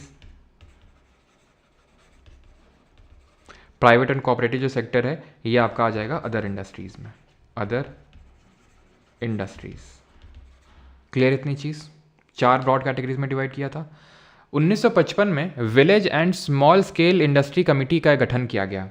इसको करवे कमेटी के नाम से भी जानते हैं, ठीक है। Noted the possibility of using small scale industries for promoting rural development. तो एक करवे कमेटी का गठन किया गया था जिसको हम विलेज और स्मॉल स्केल इंडस्ट्री के नाम से भी जानते हैं। 1955 में इसने नीड बताई थी, इसने पॉसिबिलिटी बताई थी स्मॉल स्केल इंडस्ट्रीज़ का क्या रोल हो सकता है रूरल डेवलपमेंट में। गांव में अगर हमें विकास लाना है तो हमें छोटी छोटी इंडस्ट्रीज़ को सेटअप करना पड़ेगा और उनको प्रोटेक्ट भी करना पड़ेगा, नहीं तो जो बड़ी इंडस्ट्रीज़ है इन छोटी इंडस्ट्रीज़ को खा जाएंगे, क्योंकि उस लेवल पे इनके पास मैकेनाइजेशन होगा नहीं और उस लेवल पे ये प्रोडक्शन कर पाएंगे नहीं, तो इसलिए इनका प्रोटेक्शन भी ज़रूरी है। ऐसा करवे कमेटी ने बोला था 1955 में जो बनाई गई थी, तो ये ध्यान रखेंगे। दूसरी इंडस्ट्रियल पॉलिसी रेजोल्यूशन है 1956 में आया था, जिसको कि इकोनॉमिक कॉन्स्टिट्यूशन ऑफ इंडिया के नाम से भी जाना जाता है। इसने इंडस्ट्रीज़ का डाइवर्सिफिकेशन किया। आपसे जब भी पूछेगा कि भाई कौन से आईपीआर ने डाइवर्सिफिकेशन किया इंडस्ट्रीज़ का, तो you will say second IPR ने किया। इसमें 3 शेड्यूल्स में इंडस्ट्रीज़ को बांटा गया, शेड्यूल ए, शेड्यूल बी और शेड्यूल सी। शेड्यूल ए में इंडस्ट्रीज़ आई वो मेनली पब्लिक सेक्टर इंडस्ट्रीज़ थी, टोटल इसमें 17 इंडस्ट्रीज़ थी।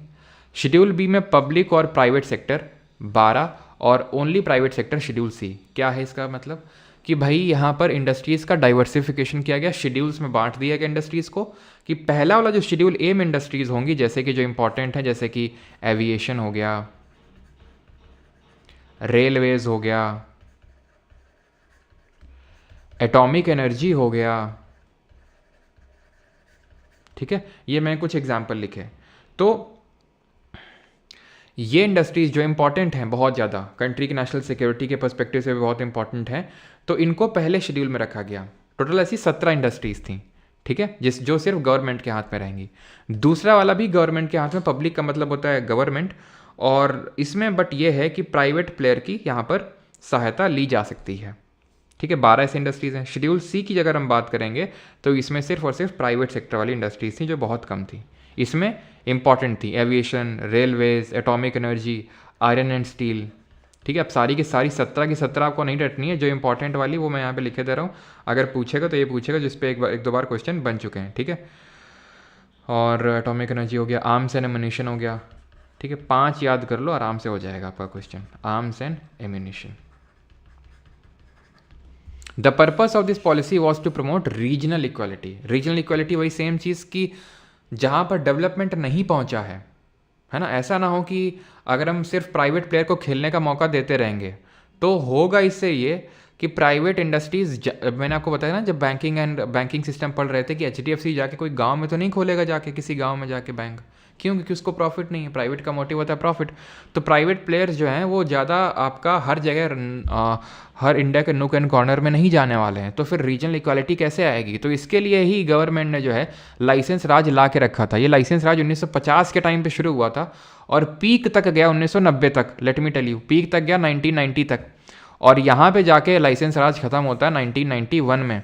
ये जो हमारी आखिरी इंडस्ट्रियल पॉलिसी थी और लेटेस्ट इंडस्ट्रियल पॉलिसी यही वाली है, उसके बाद अभी तक इंडस्ट्रियल पॉलिसी आई नहीं है, ठीक है। डिसइन्वेस्टमेंट किया गया पब्लिक सेक्टर का। डिसइन्वेस्टमेंट का मतलब विनिवेश, विनिवेश का मतलब है कि गवर्नमेंट अपनी शेयर होल्डिंग छोड़ के प्राइवेट प्लेयर को ला रही है। और डिसइन्वेस्टमेंट का पैसा किस हेड में जाता है ज़रा बताइए एनुअल फाइनेंशियल स्टेटमेंट के। लाइसेंस राज क्या है कि अगर आपको ये कर दिया था गवर्नमेंट ने कि इंडस्ट्री इस्टेब्लिश करनी है तो लाइसेंस लेना पड़ेगा। यहाँ तक कि अगर आपको अपनी इंडस्ट्री में प्रोडक्शन बढ़ाना है, नई गुड्स की कैटेगरी लानी है, तो भी उस चीज़ का भी लाइसेंस लेना पड़ेगा। और अगर आप किसी पिछड़े इलाके में इंडस्ट्री सेटअप करने वाले हैं तो आसानी से आपको लाइसेंस मिल जाएगा, लेकिन वैसे में क्योंकि गवर्नमेंट चाहती थी कि क्या सेम चीज़ की वो उसको रीजनल इक्वालिटी लेके आना है। तो बट ये लाइसेंस राज खत्म करना पड़ा। क्यों खत्म करना पड़ा? क्योंकि प्राइवेटाइजेशन लाना पड़ा 1991 में, क्योंकि हमें लाइसेंस राज के डाउन साइड समझ में आ चुके थे। डिसइन्वेस्टमेंट का पैसा कहाँ जाता है? कैपिटल रेसीट में जाता है। और क्या ये डेट क्रिएटिंग कैपिटल रेसीट है? Is it a debt creating capital receipt और नॉट? 1977 में आई, जिसका डिसेंट्रलाइजेशन पे फोकस था, ठीक है। और 1980 में ये शायद ही पूछे, बहुत कम चांसेस हैं। 1980 के टाइम पे MRTP एक्ट लाया गया था, विच stands for monopolistic and restrictive trade practices act. Monopolistic and restrictive trade practices act, ठीक है। 4th IPR के टाइम पे लाया गया था 1980 में। मेन तो पहली है, और दूसरी सबसे इंपॉर्टेंट दूसरी वाली, जहाँ पे इंडस्ट्रीज़ का डाइवर्सिफिकेशन किया गया था। कितने शेड्यूल्स में? 3। पहले वाले शेड्यूल में 17 इंडस्ट्रीज़, दूसरे में 12, और बच गई सारी वो C में थी। खत्म हो गया लेक्चर। अब क्वेश्चंस करेंगे। And there is a good news for you all, and that is कि आपका जो आईफोन का जो ऐप एप्लीकेशन है उसको लाया जा चुका है, ठीक है। जिसकी लिंक आपको दिख रही होगी आपके कहाँ पे? पिंड कमेंट में। तो जो भी आईफोन यूज़र्स हैं वहाँ से जाके आईफोन का ऐप डाउनलोड कर सकते हैं। खर्चा हुआ है तो फ़ायदा उठाएं उसका, है कि नहीं। चलिए, और जिन लोगों को ऐप बैच में एनरोल करना है कर सकते हैं, 1 year validity and life time के साथ। इसी के अंदर आपको इंग्लिश का भी मिल जाएगा बैच, कंप्यूटर का भी मिल जाएगा, CGL और CHSL मेंस को जो कि केटर करता है। एंड कुछ आपका क्वेरी वगैरह डाउट होता है तो चैट सेक्शन में जा सकते हैं, या फिर व्हाट्सएप पे आप पूछ सकते हैं, ठीक है। मेरा नंबर नहीं है, क्वेरी नंबर है ये, ठीक है। चलिए भाई, थैंक यू सभी को, धन्यवाद। एंड धन्यवाद क्या, क्वेश्चन कौन करेगा भैया? धन्यवाद क्या, क्वेश्चन तो करो। क्वेश्चन कौन करेगा? फेमा फेरा हम पहले ही पढ़ चुके हैं। मैं तो नोकिया मोबाइल में देखता हूँ, ठीक है।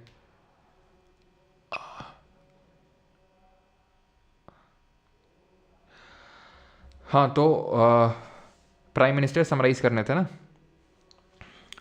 पहले 3 में प्राइम मिनिस्टर कौन थे? Nehru, first, second, third. चौथे, 5वें, 6वें में कौन थे? गांधी, इंदिरा गांधी। 7वें में राजीव गांधी। 8वें में 8वें में थे आपके PV नरसिम्हा राव। 9वें में वाजपेयी। 10वें में वाजपेयी प्लस मनमोहन। 11वें में मनमोहन, और 12वें में भी मनमोहन, लेकिन वो 12 वाला 2 साल ही चला था, ठीक है। विकास बंतु जी, देखिए 5 ईयर प्लान्स कंक्लूजन की अगर मैं बात करूँ तो अभी कंक्लूड हो जाएगा, रिवाइज हो जाएगा। आप क्वेश्चन करना शुरू करेंगे, अपने आप वो क्लियर हो जाएगा सब कुछ, ठीक है। आईफोन होता तो सीजल की तैयारी नहीं करते। अच्छा, ऐसा होता है क्या? चलो भाई, तो पहले SSC वाला क्वेश्चन नहीं यार, यही कर लो, क्योंकि ये ज़्यादा नहीं है ना, तो कम है तो ख़त्म करते हैं। और कितना कोई टफ नहीं है, जिस हिसाब से हम लोगों ने पढ़ी है, आपको शायद ही कोई क्वेश्चन लगेगा जो आपसे होना है। CAPF 2023 और इंडिया 2023 में सवाल पूछा गया है। सेकंड 5 ईयर प्लान क्या था? सेल्फ रिलायंट और सेल्फ जनरेटिव इकोनॉमी। ये तो किस में था? ये तो थर्ड 5 ईयर प्लान में टारगेट था, ठीक है। आंसर क्या होगा? Rapid industrialisation with emphasis on the development of basic and heavy industries. कितना आसान है, मतलब एक ही टाइम पे तुम कर्नल ही बन रहे हो, एक ही टाइम पे, ठीक है, लेफ्टिनेंट वगैरह, और एक ही टाइम पे तुम जो है असिस्टेंट कमांडर ही बन रहे हो। देख रहे हो तुम।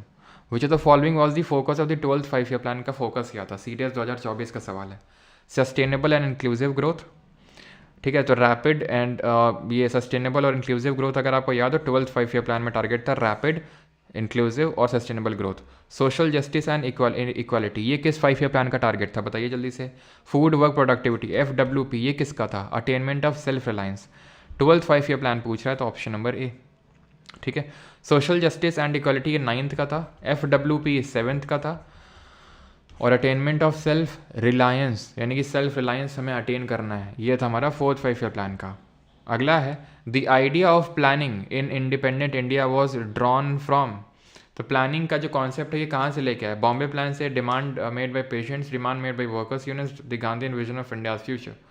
तो ये मेन जो है हमने ड्रॉ किया था बॉम्बे प्लान से। करो इसको जरा अरेंज।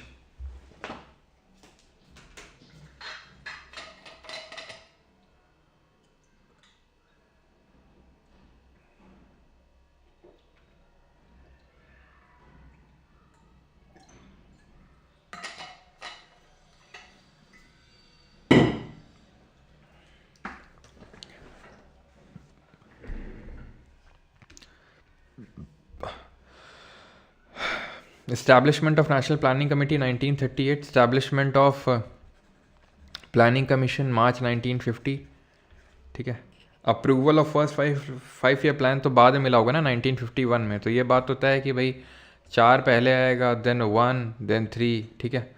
और formation of national development council, तो ये भी प्लानिंग कमीशन के आसपास होगी, या तो यहाँ होगा या तो यहाँ होगा, सिंपल सी बात यही है, ठीक है। और ऐसा कहाँ दिख रहा है आपको, यहाँ दिख रहा है, ख़त्म। 4, 1, 2, 3। Plan allocation in agriculture and irrigation, ये किसका क्वेश्चन था? ये एनडीए का था, ये भी एनडीए का है। Plan allocation in agriculture and irrigation as percentage of total plan outlay was highest in, कुल योजना परिव्यय की प्रतिशतता के रूप में कृषि और सिंचाई की योजना प्लान एलोकेशन कहाँ पे? एग्रीकल्चर इरीगेशन पे ज़्यादा था। तो सबसे पहला वाला जो हमने स्टार्ट किया था उसी पे हमने एग्रीकल्चर पे ज़्यादा फोकस किया था, इरिगेशन पे फोकस किया था, इसीलिए हम डैम्स हमने इस्टेब्लिश किए थे, बाखला नंगल, हीराकुड और नागार्जुन सागर। किसको आर्किटेक्ट ऑफ इंडियन प्लानिंग बोलते हैं? तो VK राव के बारे में मैंने आपको कल बताया था, he gave the scientific approach to national income. सबसे पहले नेशनल इनकम का कॉन्सेप्ट किसने दिया था? दादा भाई नौरोजी ने।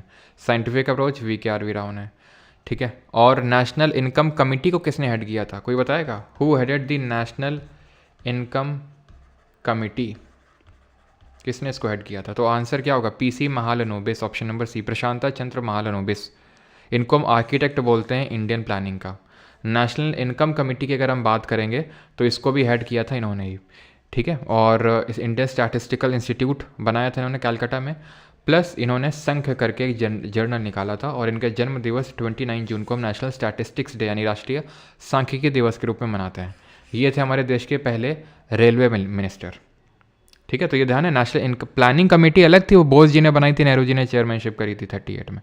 ये नेशनल इनकम कमेटी जो 1949 में बनती है वो PC महालनोबिस हेड करते हैं, आर्किटेक्ट ऑफ इंडियन प्लानिंग है, ठीक है। और VK राव ने साइंटिफिक अप्रोच दिया था नेशनल इनकम का, जो सबसे पहले कॉन्सेप्ट रखा था दादा भाई नौरोजी ने। विच of the following statement regarding the objectives of the second 5 year plan is not correct? Again NDA 2024, कौन सा सही नहीं है सेकंड 5 ईयर प्लान के रिगार्डिंग बताओ जल्दी से। iOS पे सही से नहीं चल रहा है सर, क्रैश हो रहा है ऐप। तो जो मैंने नंबर दिया था, क्वेरी नंबर, उस पर आप मैसेज करें।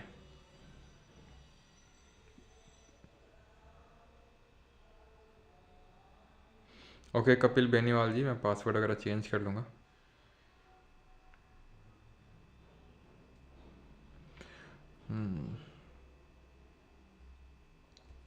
चलो भाई, तो development of the basic and heavy industry sector, बिल्कुल। Increase in the national income, बिल्कुल। Expansion of consumer good sector, expansion of employment opportunities.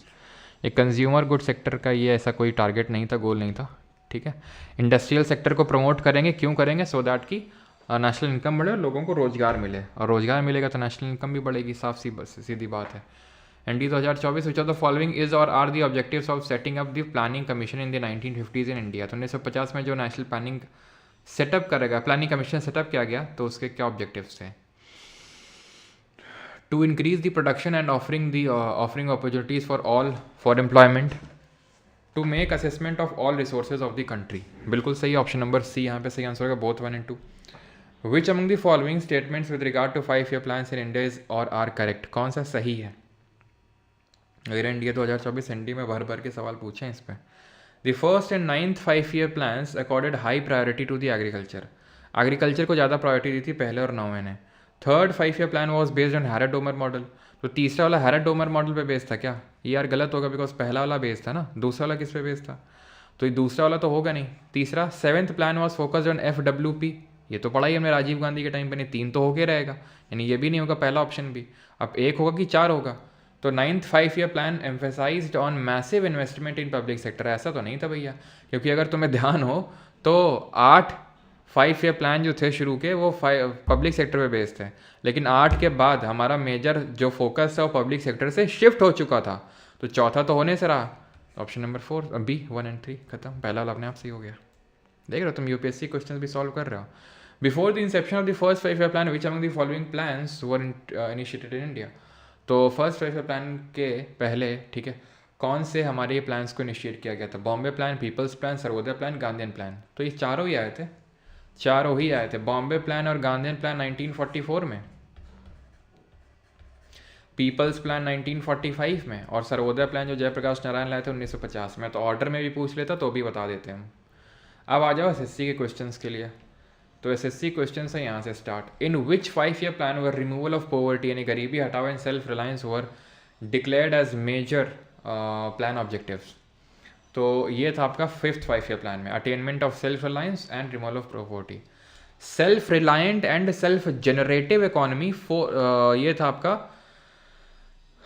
3rd में, सेल्फ रिलायंट और सेल्फ जनरेटिव इकोनॉमी। 4th में था ग्रोथ विद स्टेबिलिटी। 5th में था poverty हटाना और self reliance, attainment of self Reliance. ठीक है, रिलायंस मुकेश अंबानी वाला रिलायंस ऐसे याद कर लो। 5वें में था। ठीक है, 5th में ऑप्शन नंबर सी। और अगर सेल्फ रिलायंट और सेल्फ जनरेटिव, रिलायंस नहीं रिलायंट और सेल्फ जनरेटिव इकोनॉमी, तो वो 3rd में था। During the second 5 year plan कितने इंटीग्रेटेड स्टील प्लांट को सेटअप किया गया था विद फॉरेन कोलैबोरेशन? दूसरे देशों के साथ मिलकर हमने कितने स्टील प्लांट बनाए थे? तो हमने टोटल 3 बनाए थे। ठीक है, 3। और वो 3 कौन से थे? कौन से थे? तो एक तो भिलाई, दुर्गापुर और राउरकेला। कहाँ पे और किसकी हेल्प से? तो भिलाई की बात करेंगे तो पिलाई करी थी यूएसए की किसके साथ मिलके? यूएसएसआर के साथ मिलके। कहाँ पे है? छत्तीसगढ़ में। दुर्गापुर, दुर्गा जी की पूजा करी थी ब्रिटेन के साथ। कहाँ पे? वेस्ट बंगाल में है ये। राउरकेला, केला खाया था जर्मनी के साथ। और कहाँ पे राउरकेला? ये आपका उड़ीसा में है। तो 3 सेटअप हुए थे। Before the launch of which 5 year plan did India introduce structural adjustment policy? किस 5 ईयर प्लान के इंट्रोडक्शन से पहले इंडिया ने स्ट्रक्चरल एडजस्टमेंट पॉलिसी लेके आए थे? बताओ जल्दी से, ऑप्शन आपके सामने है। स्ट्रक्चरल एडजस्टमेंट पॉलिसी का मतलब समझे दया? क्या समझे दया? स्ट्रक्चरल एडजस्टमेंट पॉलिसी कुछ और नहीं बल्कि आपके जो 5 ईयर प्लान है, जो आपके एलपीजी रिफॉर्म्स हैं उसकी बात हो रही है। ठीक है, एलपीजी रिफॉर्म्स की बात हो रही है। क्लियर है? तो किस 5 ईयर प्लान के पहले लाए गए थे? तो आंसर क्या होगा? 9th 5 year plan. ठीक है, ऑप्शन नंबर डी सही आंसर होगा। एक सेकेंड इंट्रोड्यूस। ठीक है, एलपीजी रिफॉर्म्स लाए गए थे आपके 1991 के टाइम पे, और 92 में आपका 8th 5 ईयर प्लान लॉन्च हुआ था, इसलिए 13th का बी आंसर होगा 8th, क्योंकि 8th का जो टाइम पीरियड था वो 92 से लेके 97 तक था। ठीक है, तो आंसर होगा यहाँ पर 8th 5 year plan, option number B, जो कि इंडिकेटिव प्लानिंग पे बेस्ड था आपका। ठीक है, बिल्कुल ही रिकॉर्डेड मिलेगा एप्लीकेशन पे। Which of the following is not considered as the reason for the failure of the 3rd 5 year plan in achievement of its target? तो किसको फेलियर नहीं माना जाता है? Chinese aggression, India Pakistan war, change of government या फिर severe डॉट? तो चाइनीज एग्रेशन बिल्कुल होगा 1962 1962, Indo Pakistan war 1965, change of government नहीं हुआ था। ठीक है, सेवियर ड्रॉट हुआ था। ये तीनों कारण थे। इसी वजह से टारगेट जो हमने रखा था 5.6% का, अचीव कितना कर पाए थे? मात्र 2.8%। देन फिर से 4th वाले में भी यही टारगेट रखे थे 5.6% और अचीव कर पाए थे मात्र 3.3%। Duration of the 12th 5 year plan was from? तो 12वीं पंचवर्षीय योजना की अवधि क्या से क्या थी? 87 से 92, बिल्कुल गलत। 87 से 92 तो कोई 5 ईयर प्लान नहीं था। 85 से 90 तक था हमारा 7th 5 ईयर प्लान। 7 से 12 ये 11th 5 ईयर प्लान था। ठीक है, ना कि 12th वाला। 12th वाला का ये था। ठीक है, अगला है। और 12th का गोल क्या था? Rapid inclusive and sustainable growth. 5 year plans in India laid down not only specific objectives to be attained in the 5 year of a plan, but also what was to be achieved over a period of 20 years. This long term plan is called as? तो long term plan को क्या बोला गया? Perpetual plan, 2 decade plan, 20 year plan या फिर perspective? तो perspective plan जो हमने देखा था। कोई सिंगल क्वेश्चन नहीं अभी तक मिला जो हम लोगों ने किया ना हो। In which of the following years did the government opt for a planned holiday after the 7th 5 year plan? तो 7th 5 ईयर प्लान मतलब FWP, राजीव गांधी 1985 से लेकर 90 तक। और उसके बाद क्या हुआ था? एनुअल प्लान आया था 90 से लेकर 92 के बीच में। 90 से 91, 91 से 92 एनुअल प्लान आया था। ठीक है, क्या आया था? Annual plan. और एनुअल प्लान और कब आए थे इससे पहले? 18वां। Which 5 year plan India was based on the Harrod Domar? बड़ा आसान है यार आपका, ये पहला वाला था, दूसरा पीसी मान लो भी, तीसरा गडगिल और चौथा रुद्र एलन मॉडल, या फिर हो सकता है चौथे में आपका गडगिल दे दे वो, है ना। तो एनुअल प्लान इससे पहले 1966 66 से लेके 69 के बीच में जो प्लान हॉलीडे था उस टाइम पे भी आए थे। After which 5 year plan there was not much emphasis on the public sector? किस 5 ईयर प्लान के बाद ज़्यादा एम्फोसिस नहीं था पब्लिक सेक्टर पे? तो 8th प्लान के बाद जो है फोकस नहीं था ज़्यादा पब्लिक सेक्टर में। अगर आप यहाँ पे ध्यान से देखें तो ये सारी चीज़ें हम कर चुके हैं, ठीक है। For the first 8 plan the emphasis was on growing public sector, लेकिन उसके बाद बस since the launch of the 9th plan, ठीक है, क्या हो गया ये ठीक है, since the launch of the 9th plan ये आपका ऐसे ऐसे हो गया, ठीक है। मेन पब्लिक सेक्टर से फोकस हमने हटा दिया। Not among the reforms related to agriculture undertaking under the 5 year plan, इनमें से क्या एग्रीकल्चर के लिए रिफॉर्म नहीं लिया गया था? Introduction of the policy of land to the tiller, introduction of the land ceiling act, launch of the high yield variety seed technology, formation of rent authority department. तो क्या आंसर होगा? Land to tiller policy भी आई थी, land ceiling act भी आया था, HYV seed को introduce किया गया था, रेंट अथॉरिटी डिपार्टमेंट ऐसा कुछ नहीं था, सब किया हुआ है। आज मेरा बर्थडे विश कर देना। अच्छा आयुष जी का आज बर्थडे, हैप्पी बर्थडे आयुष जी। और कब तक वेट करूं न्यू बुक? भैया अब हम क्या ही बोलें तुम्हें, अब जो आएगा वो बुक नहीं होगी, वो जो आएगा ना वो कुछ मतलब अब मैं क्या बोलूँ तुम्हें, ठीक है, उसको तुम बुक नहीं बोल सकते हो। अब जो आएगा ना वो कुछ अलग ही होगा, वो सालों के सूखे को ख़त्म करेगा। कितने सालों का? अनंत सालों के सूखे को ख़त्म करेगा, जीके में जो सूखा हो रखा है, क्या समझे?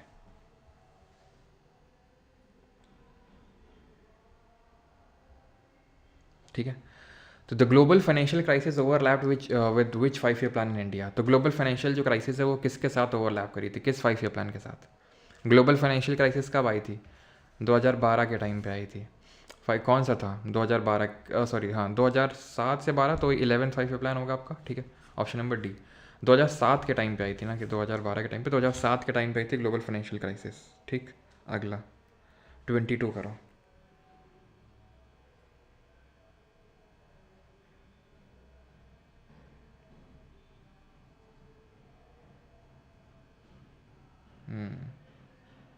प्यास बुझाएगा, बिल्कुल, सालों के सूखे को तोड़ेगा, सालों का जो सूखा हो रखा है ना, प्यास बुझा देगा तुम्हारी गर्मियों में।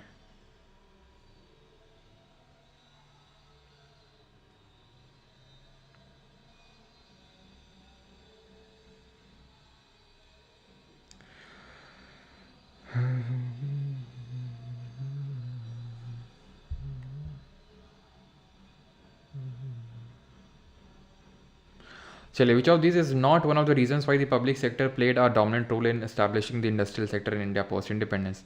पुअर सेविंग कैपेसिटी, लोग सेव नहीं करते, तो सेव नहीं करेंगे तो कैपिटल नहीं रहेगा, कैपिटल मतलब पैसा, पूंजी नहीं रहेगी, बैंक में लोग डिपॉजिट नहीं करेंगे, इन्वेस्ट नहीं करेंगे, सेव नहीं करेंगे तो इन्वेस्ट नहीं करेंगे, इन्वेस्ट नहीं करेंगे तो प्राइवेट सेक्टर के लिए पैसा कहाँ से मिलेगा? टू अवॉइड जनरेशन ऑफ ये कुछ नहीं था, लार्ज इनफ मार्केट नहीं थी और कैपिटल नहीं था, पूंजी नहीं थी, ठीक है। The era of 5 year plan began in India with the establishment of, तो किसके एस्टैब्लिशमेंट से 5 ईयर प्लान शुरू हुआ आपको पता है? योजना आयोग से 24। बताइए पीसी मान लो भी इसके बारे में कौन सा, हाँ क्यों इतनी चर्चा होती है?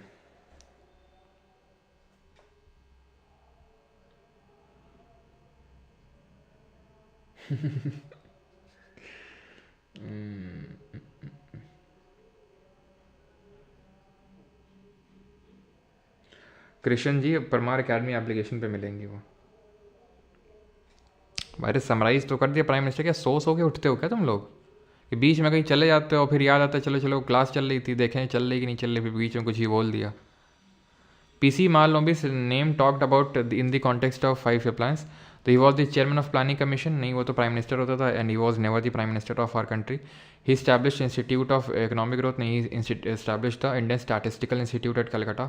ही conceptualize the second 5 year plan, yes. पहला वाला किसने कॉन्सेप्चुअलाइज किया था? हैरड डोमर ने।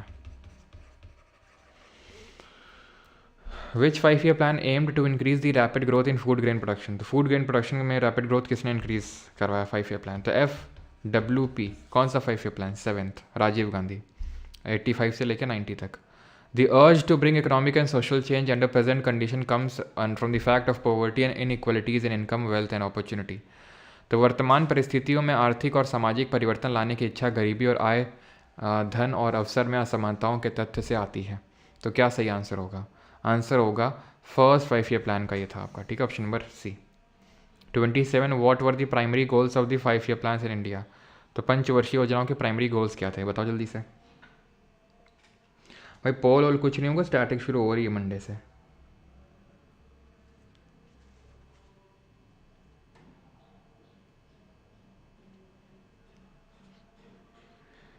हाँ नहीं, बड़ा नहीं होगा, बहुत बड़ा होगा.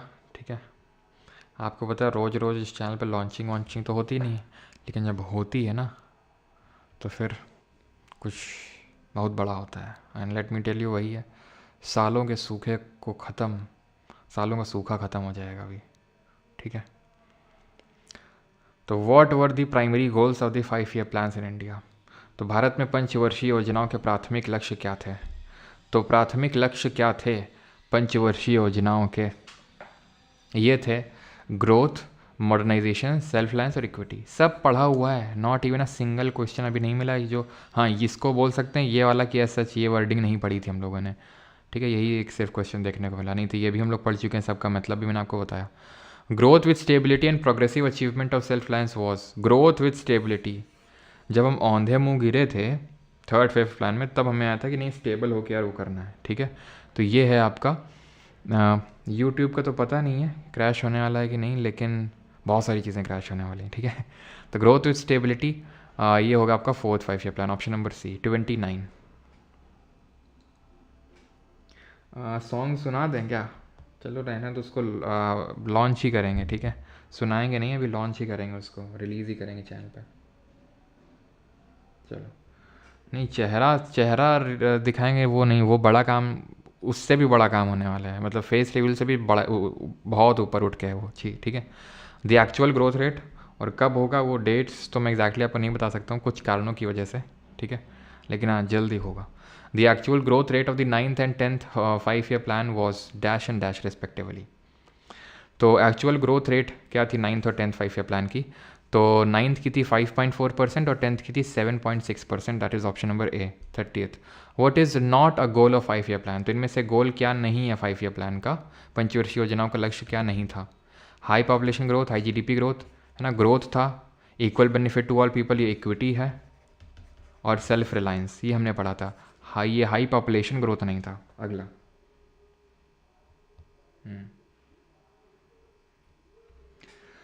C is equal to A plus C में C एक्सप्लेन करिए. C है टोटल कंजम्पशन, ये है कंजम्पशन एक्सपेंडिचर जो कि आपका इंडिपेंडेंट है इनकम का. ठीक है, और ये वो है जो इनकम डिपेंडेंट है. सर कलिंजर के फोर्ट से लॉन्च करना. अच्छा सर अपने 6 पैक दिखाएंगे. अच्छा अभी क्या कर रहे हो? शादी होती ये मतलब तुम्हारे बेनिफिट से एसोसिएटेड है, फेस रिवील और शादी ये सब नहीं. ठीक है, कुछ लॉन्च होने वाला है जो मतलब काफ़ी इंपॉर्टेंट होगा आपके लिए. Plan of economic development for India is also known as. तो क्या है ये प्लान? ये है आपका बॉम्बे प्लान, है ना, 1944. The dash 5 year plan of India could not take off in 1990 due to the fast changing political situation at centre. तो क्या लॉन्च नहीं हो पाया था फास्ट पॉलिटिकल सिचुएशन के चेंज होने के चलते? कौन सा 5 ईयर प्लान? तो dash 5 year plan could not take off, तो 8th 5 year plan could not take off because फिर वो 1992 में स्टार्ट होता है. With respect to economic planning in India the Bombay plan was published in how many parts? तो Bombay plan को कितने parts में पब्लिश किया गया था? तो it was published in 2 parts. Option number B answer होगा इसका. ठीक है, 1944 और 1945. 44 और 1945. चलो, what was the largest growth rate, what was the target growth rate of the first 5 year plan का टारगेट ग्रोथ रेट कितना था? तो 2.1% था, अचीव हमने 3.6% किया था. रैपिड इंडस्ट्रियलाइजेशन, अब 40 तक क्वेश्चन करेंगे. ठीक है, 40 तक. तो रैपिड इंडस्ट्रियलाइजेशन किस 5 ईयर प्लान का टारगेट था? फर्स्ट का तो एग्रीकल्चर था, सेकंड का था रैपिड इंडस्ट्रियलाइजेशन, तेज़ी से औद्योगिकरण। कौन सही आप कर लेंगे? ठीक है, what is the time period of rolling plan? Rolling plan का टाइम पीरियड क्या था, बताओ जल्दी से। हाँ सर, रोक नो क्रोटेशन नहीं करते अभी। हाँ यार, नेक क्रोटेशन भूल जाते हैं, बहुत दर्द करती है neck. What is the time period of the first during the 5 है क्या? ठीक है, रोलिंग प्लान तो 66 से लेके 69 तक था, तो आपका वो था प्लान हॉलीडेज, और 78 से 80 तक था जब जनता पार्टी आई थी, तो rolling plan. Various industries came together in 1940, वो ये कर लेंगे यार। द प्लान, ये है 9th 5 year plan. The plan focused on growth, social justice and equality. The time period of the 9th 5 year plan was 97 से 2002। 92 से 97 तक था 8। बिल्कुल, ये तो सही होगा और ये भी सही होगा। ठीक है, दोनों ही सही है, बोथ 1 and 2। आखिरी क्वेश्चन है, 6th 5 year प्लान का टाइम पीरियड गया था, छठे का। तो अगर आपको याद हो, 5वां वाला ये था, ठीक है। देन छठवां वाला तो 2 साल तक आया नहीं था, 80 तक। देन 80 से लेके 85 तक आया था वो। ठीक है, चलिए बाकी यार आप खुद से करेंगे, सारे कर लेंगे। ऐसा कोई क्वेश्चन अभी तक हमें मिला नहीं जो हम लोग का कुछ ऐसा नया हो। ठीक है, तो ये सारे आप करेंगे। इंडस्ट्रियल पॉलिसी पे हम कुछ क्वेश्चंस कर लेते हैं। ठीक है, 5 year प्लान वाले आप करेंगे। जितने भी हमारे टोटल 40 किए हम लोगों ने, 40 आपके लिए। देख रहे हो क्वेश्चन इस बार कितने इंक्रीज़ कर दिए गए हैं।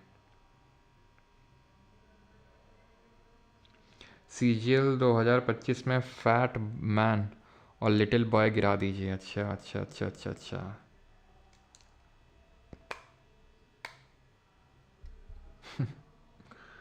फैट मैन और लिटिल बॉय, मतलब विराज जो तुमने बात कही है ना, तुम्हारी इस बात का ने स्क्रीनशॉट ले लिया है, और इस बात को जो विराज ने भी लिखा है, ठीक है, इसी सेम चीज़ को मैं रिपीट करूँगा। विराज बहुत काफ़ी हद तक मतलब क्लोज गेस कर दिया है, फैट मैन और लिटिल बॉय। फैट मैन और लिटिल बॉय को मैं कोट करूँगा जब लॉन्च करूँगा। ठीक है, बहुत हद तक विराज ने उस चीज़ को पकड़ तो नहीं लिया, लेकिन वही होता है ना, कभी कभी चीज़ें कनेक्ट हो जाती हैं, तो वही है, बस कनेक्ट हो गई चीज़ें। In which industrial policy was the investment limit for tiny industry unit increase to ₹2 lakh. तो कौन सी आपकी इंडस्ट्रियल पॉलिसी थी जिसमें कि ये लिमिट जो है इसको 2 लाख तक बढ़ा दिया गया था, बताइए जल्दी से। तो ये थी 1980 की इंडस्ट्रियल पॉलिसी। ठीक है, इसको ध्यान रखेंगे। How many industries were listed in schedule A of the industrial policy 1956 IPR में? तो ये शेड्यूल तीन थी हमारी इंडस्ट्रीज़, पहले ए में 17, बी में 12 और सी में बच गई रिमेनिंग। ये थी पब्लिक के हाथ में, ठीक है, पब्लिक सेक्टर। ये आपकी पब्लिक प्लस प्राइवेट, और वो बच गई सब प्राइवेट। ठीक है, चलो। सर पाकिस्तान में लॉन्च करना है। सर आप कोई मकसद पूरा कर रहे हैं तो नहीं? बेटा मकसद पूरा ही करने आया हूँ मैं। तुम लोगों को क्या लग रहा था पढ़ाने आया हूँ मैं मकसद पूरा करने आया हुआ, और मेरा मकसद उस दिन पूरा होगा जिस दिन वो लॉन्च होगा। सही बता रहा हूँ, वो मेरा मकसद था। ठीक है, वो मेरा मकसद था अल्टीमेट, और वो मेरा मकसद उस दिन पूरा हो जाएगा। बड़ी गहराई में जाके सोचा है।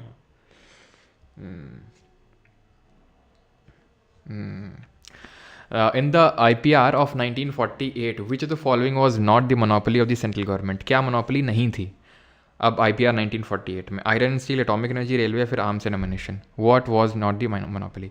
आप खुद सोचिए, आर्म्स एंड एमिनिशन होगा, रेलवे भी होगा, एटॉमिक एनर्जी होगा, but iron and steel, TISCO पहला स्टील प्लांट प्राइवेट है ना, टाटा का है। थोड़ा सा गेस कर सकते हो ना कि इसमें तो प्राइवेट प्लेयर खेल सकता है, लेकिन इनमें प्राइवेट प्लेयर नहीं खेल सकता है। ये इंपॉर्टेंट इंडस्ट्रीज़ हैं स्ट्रैटेजिक पर्सपेक्टिव से। DPIIT का फुल फॉर्म क्या है, ये मैंने आपको पढ़ाया था जब हम लोग देख रहे थे WPI के बारे में, होलसेल प्राइस इंडेक्स। तो हमने देखा था इसको office of economic adviser calculate करता है, जो DPIIT के अंदर आता है, which in turn comes under the ministry of commerce and industry. तो department of promotion of industry and internal trade. ठीक है, इंटरनल ट्रेड होगा, इंटरनेशनल ट्रेड नहीं। Option number B. Under the IPR 1956 industries in India have been classified into how many categories? तो बार बार वही repeated है, 3 schedules में बांटा गया था, schedule A, B, C। Diversification हुआ था इंडस्ट्रीज़ का। Which industrial policy mark the beginning of liberalisation in the Indian industry, reducing the restrictions on private companies? Liberalisation कहाँ से आया था? तो लिबरलाइजेशन आया था 1991 से, है ना, जो हमारी सबसे आखिरी इंडस्ट्रियल पॉलिसी थी। और ज़रा ये बताइए कौन सी IPR थी जो सेकेंड 5 year प्लान से काइंड ऑफ ओवरलैप करी थी? विच of the following documents provides a framework rules and regulation for setting up public and private industries in India. तो ये कौन सा क्या है, वो तो इस डॉक्यूमेंट को क्या बोलते हैं, तो इसको बोलते हैं industrial policy, option number D. ठीक है, तो 1956 था का जो 5 ईयर जो था वो सेकेंड 5 ईयर प्लान से ओवरलैप किया था। ठीक है, what are the main obstacles during the industrial development of India at the time of independence? क्या मेन ऑब्स्टिकल्स थे during the industrial development of India?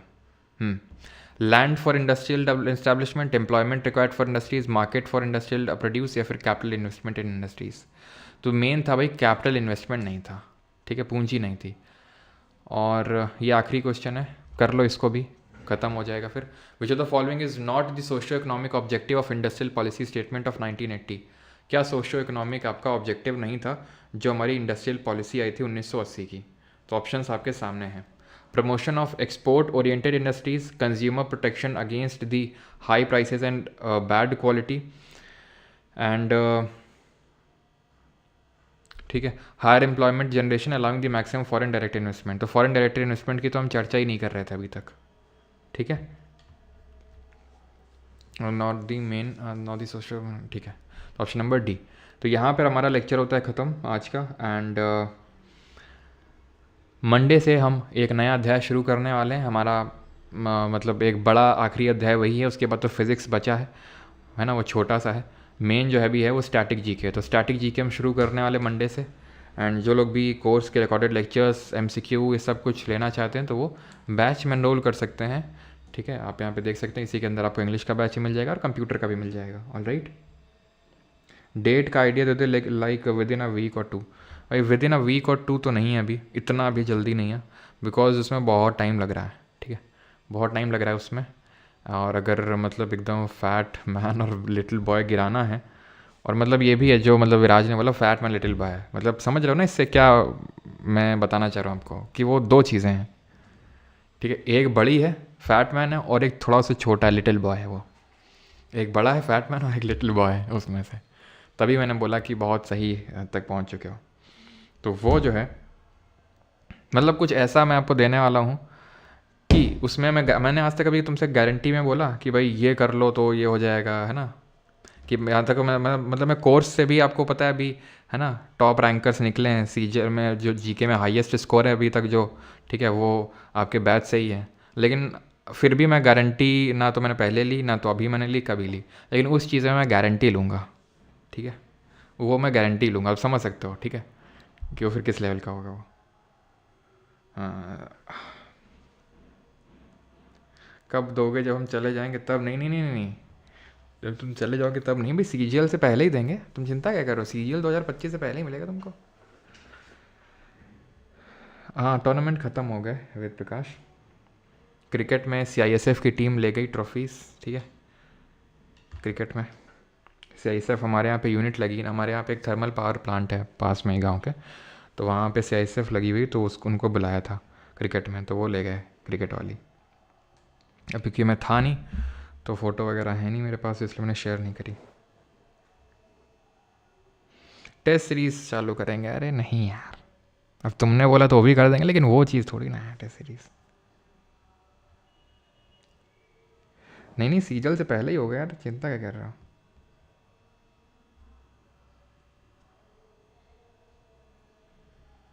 Sir अब रहा नहीं जाता, बता बताएंगे बताएंगे, चिंता। यूपीएससी बैच नहीं भैया, एसएससी से संबंधित है।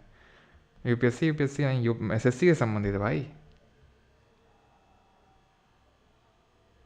इतिहास में पहली इतिहास में दूसरी बार होगा इतिहास में पहली बार, हाँ, क्योंकि फैट में लिटिल बॉय आ चुका है ना पहले भी।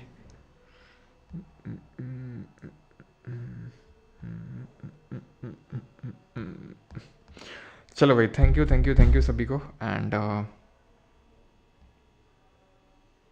विराज एक्सपेक्टेशन है। चलो भाई, तो थैंक यू, एंड मिलते हैं मंडे को स्टैटिक जीके के साथ। ठीक है, और आईफोन का जो लोग भी यूज़र्स हैं डाउनलोड कर सकते हैं, लिंक लगा हुआ है।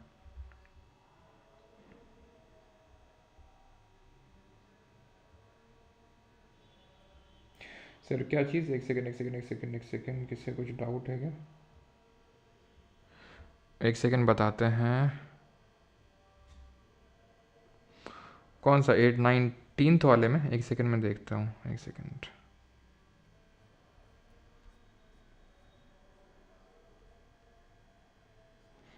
नाइनटीन्थ वाले में एक बार मैं चेक कर लेता हूँ। आई थिंक वही 8 और 9 का कन्फ्यूजन ना।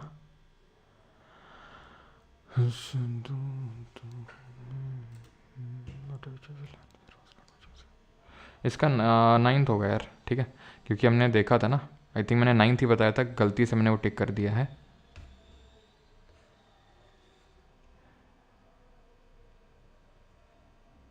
ठीक है, 9th प्लान होगा इसका।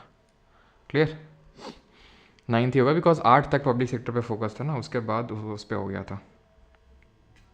40 तक करवा दिया, 41 से आपको करना है यहाँ से। The growth target for the 4th 5-year plan was set with respect to, तो जो ग्रोथ टारगेट था 4th 5-year प्लान का, वो किस पे सेट था? NDP एंड GDP, GNP या फिर नेशनल इनकम। तो ये थोड़ा सा ध्यान रखना है, NDP पे बेस्ड था, ठीक है, नेशनल डोमेस्टिक प्रोडक्ट पे। तो ये भी इंपॉर्टेंट, अच्छा क्वेश्चन है ये। बाकी तो आप कर लेंगे गडगिल फॉर्मूला वगैरह सब, ठीक। चलिए भाई, थैंक यू सभी को, करिएगा। नहीं होगा तो हम एक क्लास रख लेंगे, और उसमें जो भी मैंने आपको होमवर्क में क्वेश्चन दिए थे बैच के अंदर क्लास रख लेंगे, तो जो भी आपको डाउट होंगे तो आप पूछ लेंगे ना। क्या सर बिना एग्ज़ाम दिए सिलेक्शन दिलवा दो क्या? काश आनंद में कर पाता ऐसा। 1 मई को करेंगे सर। अच्छा,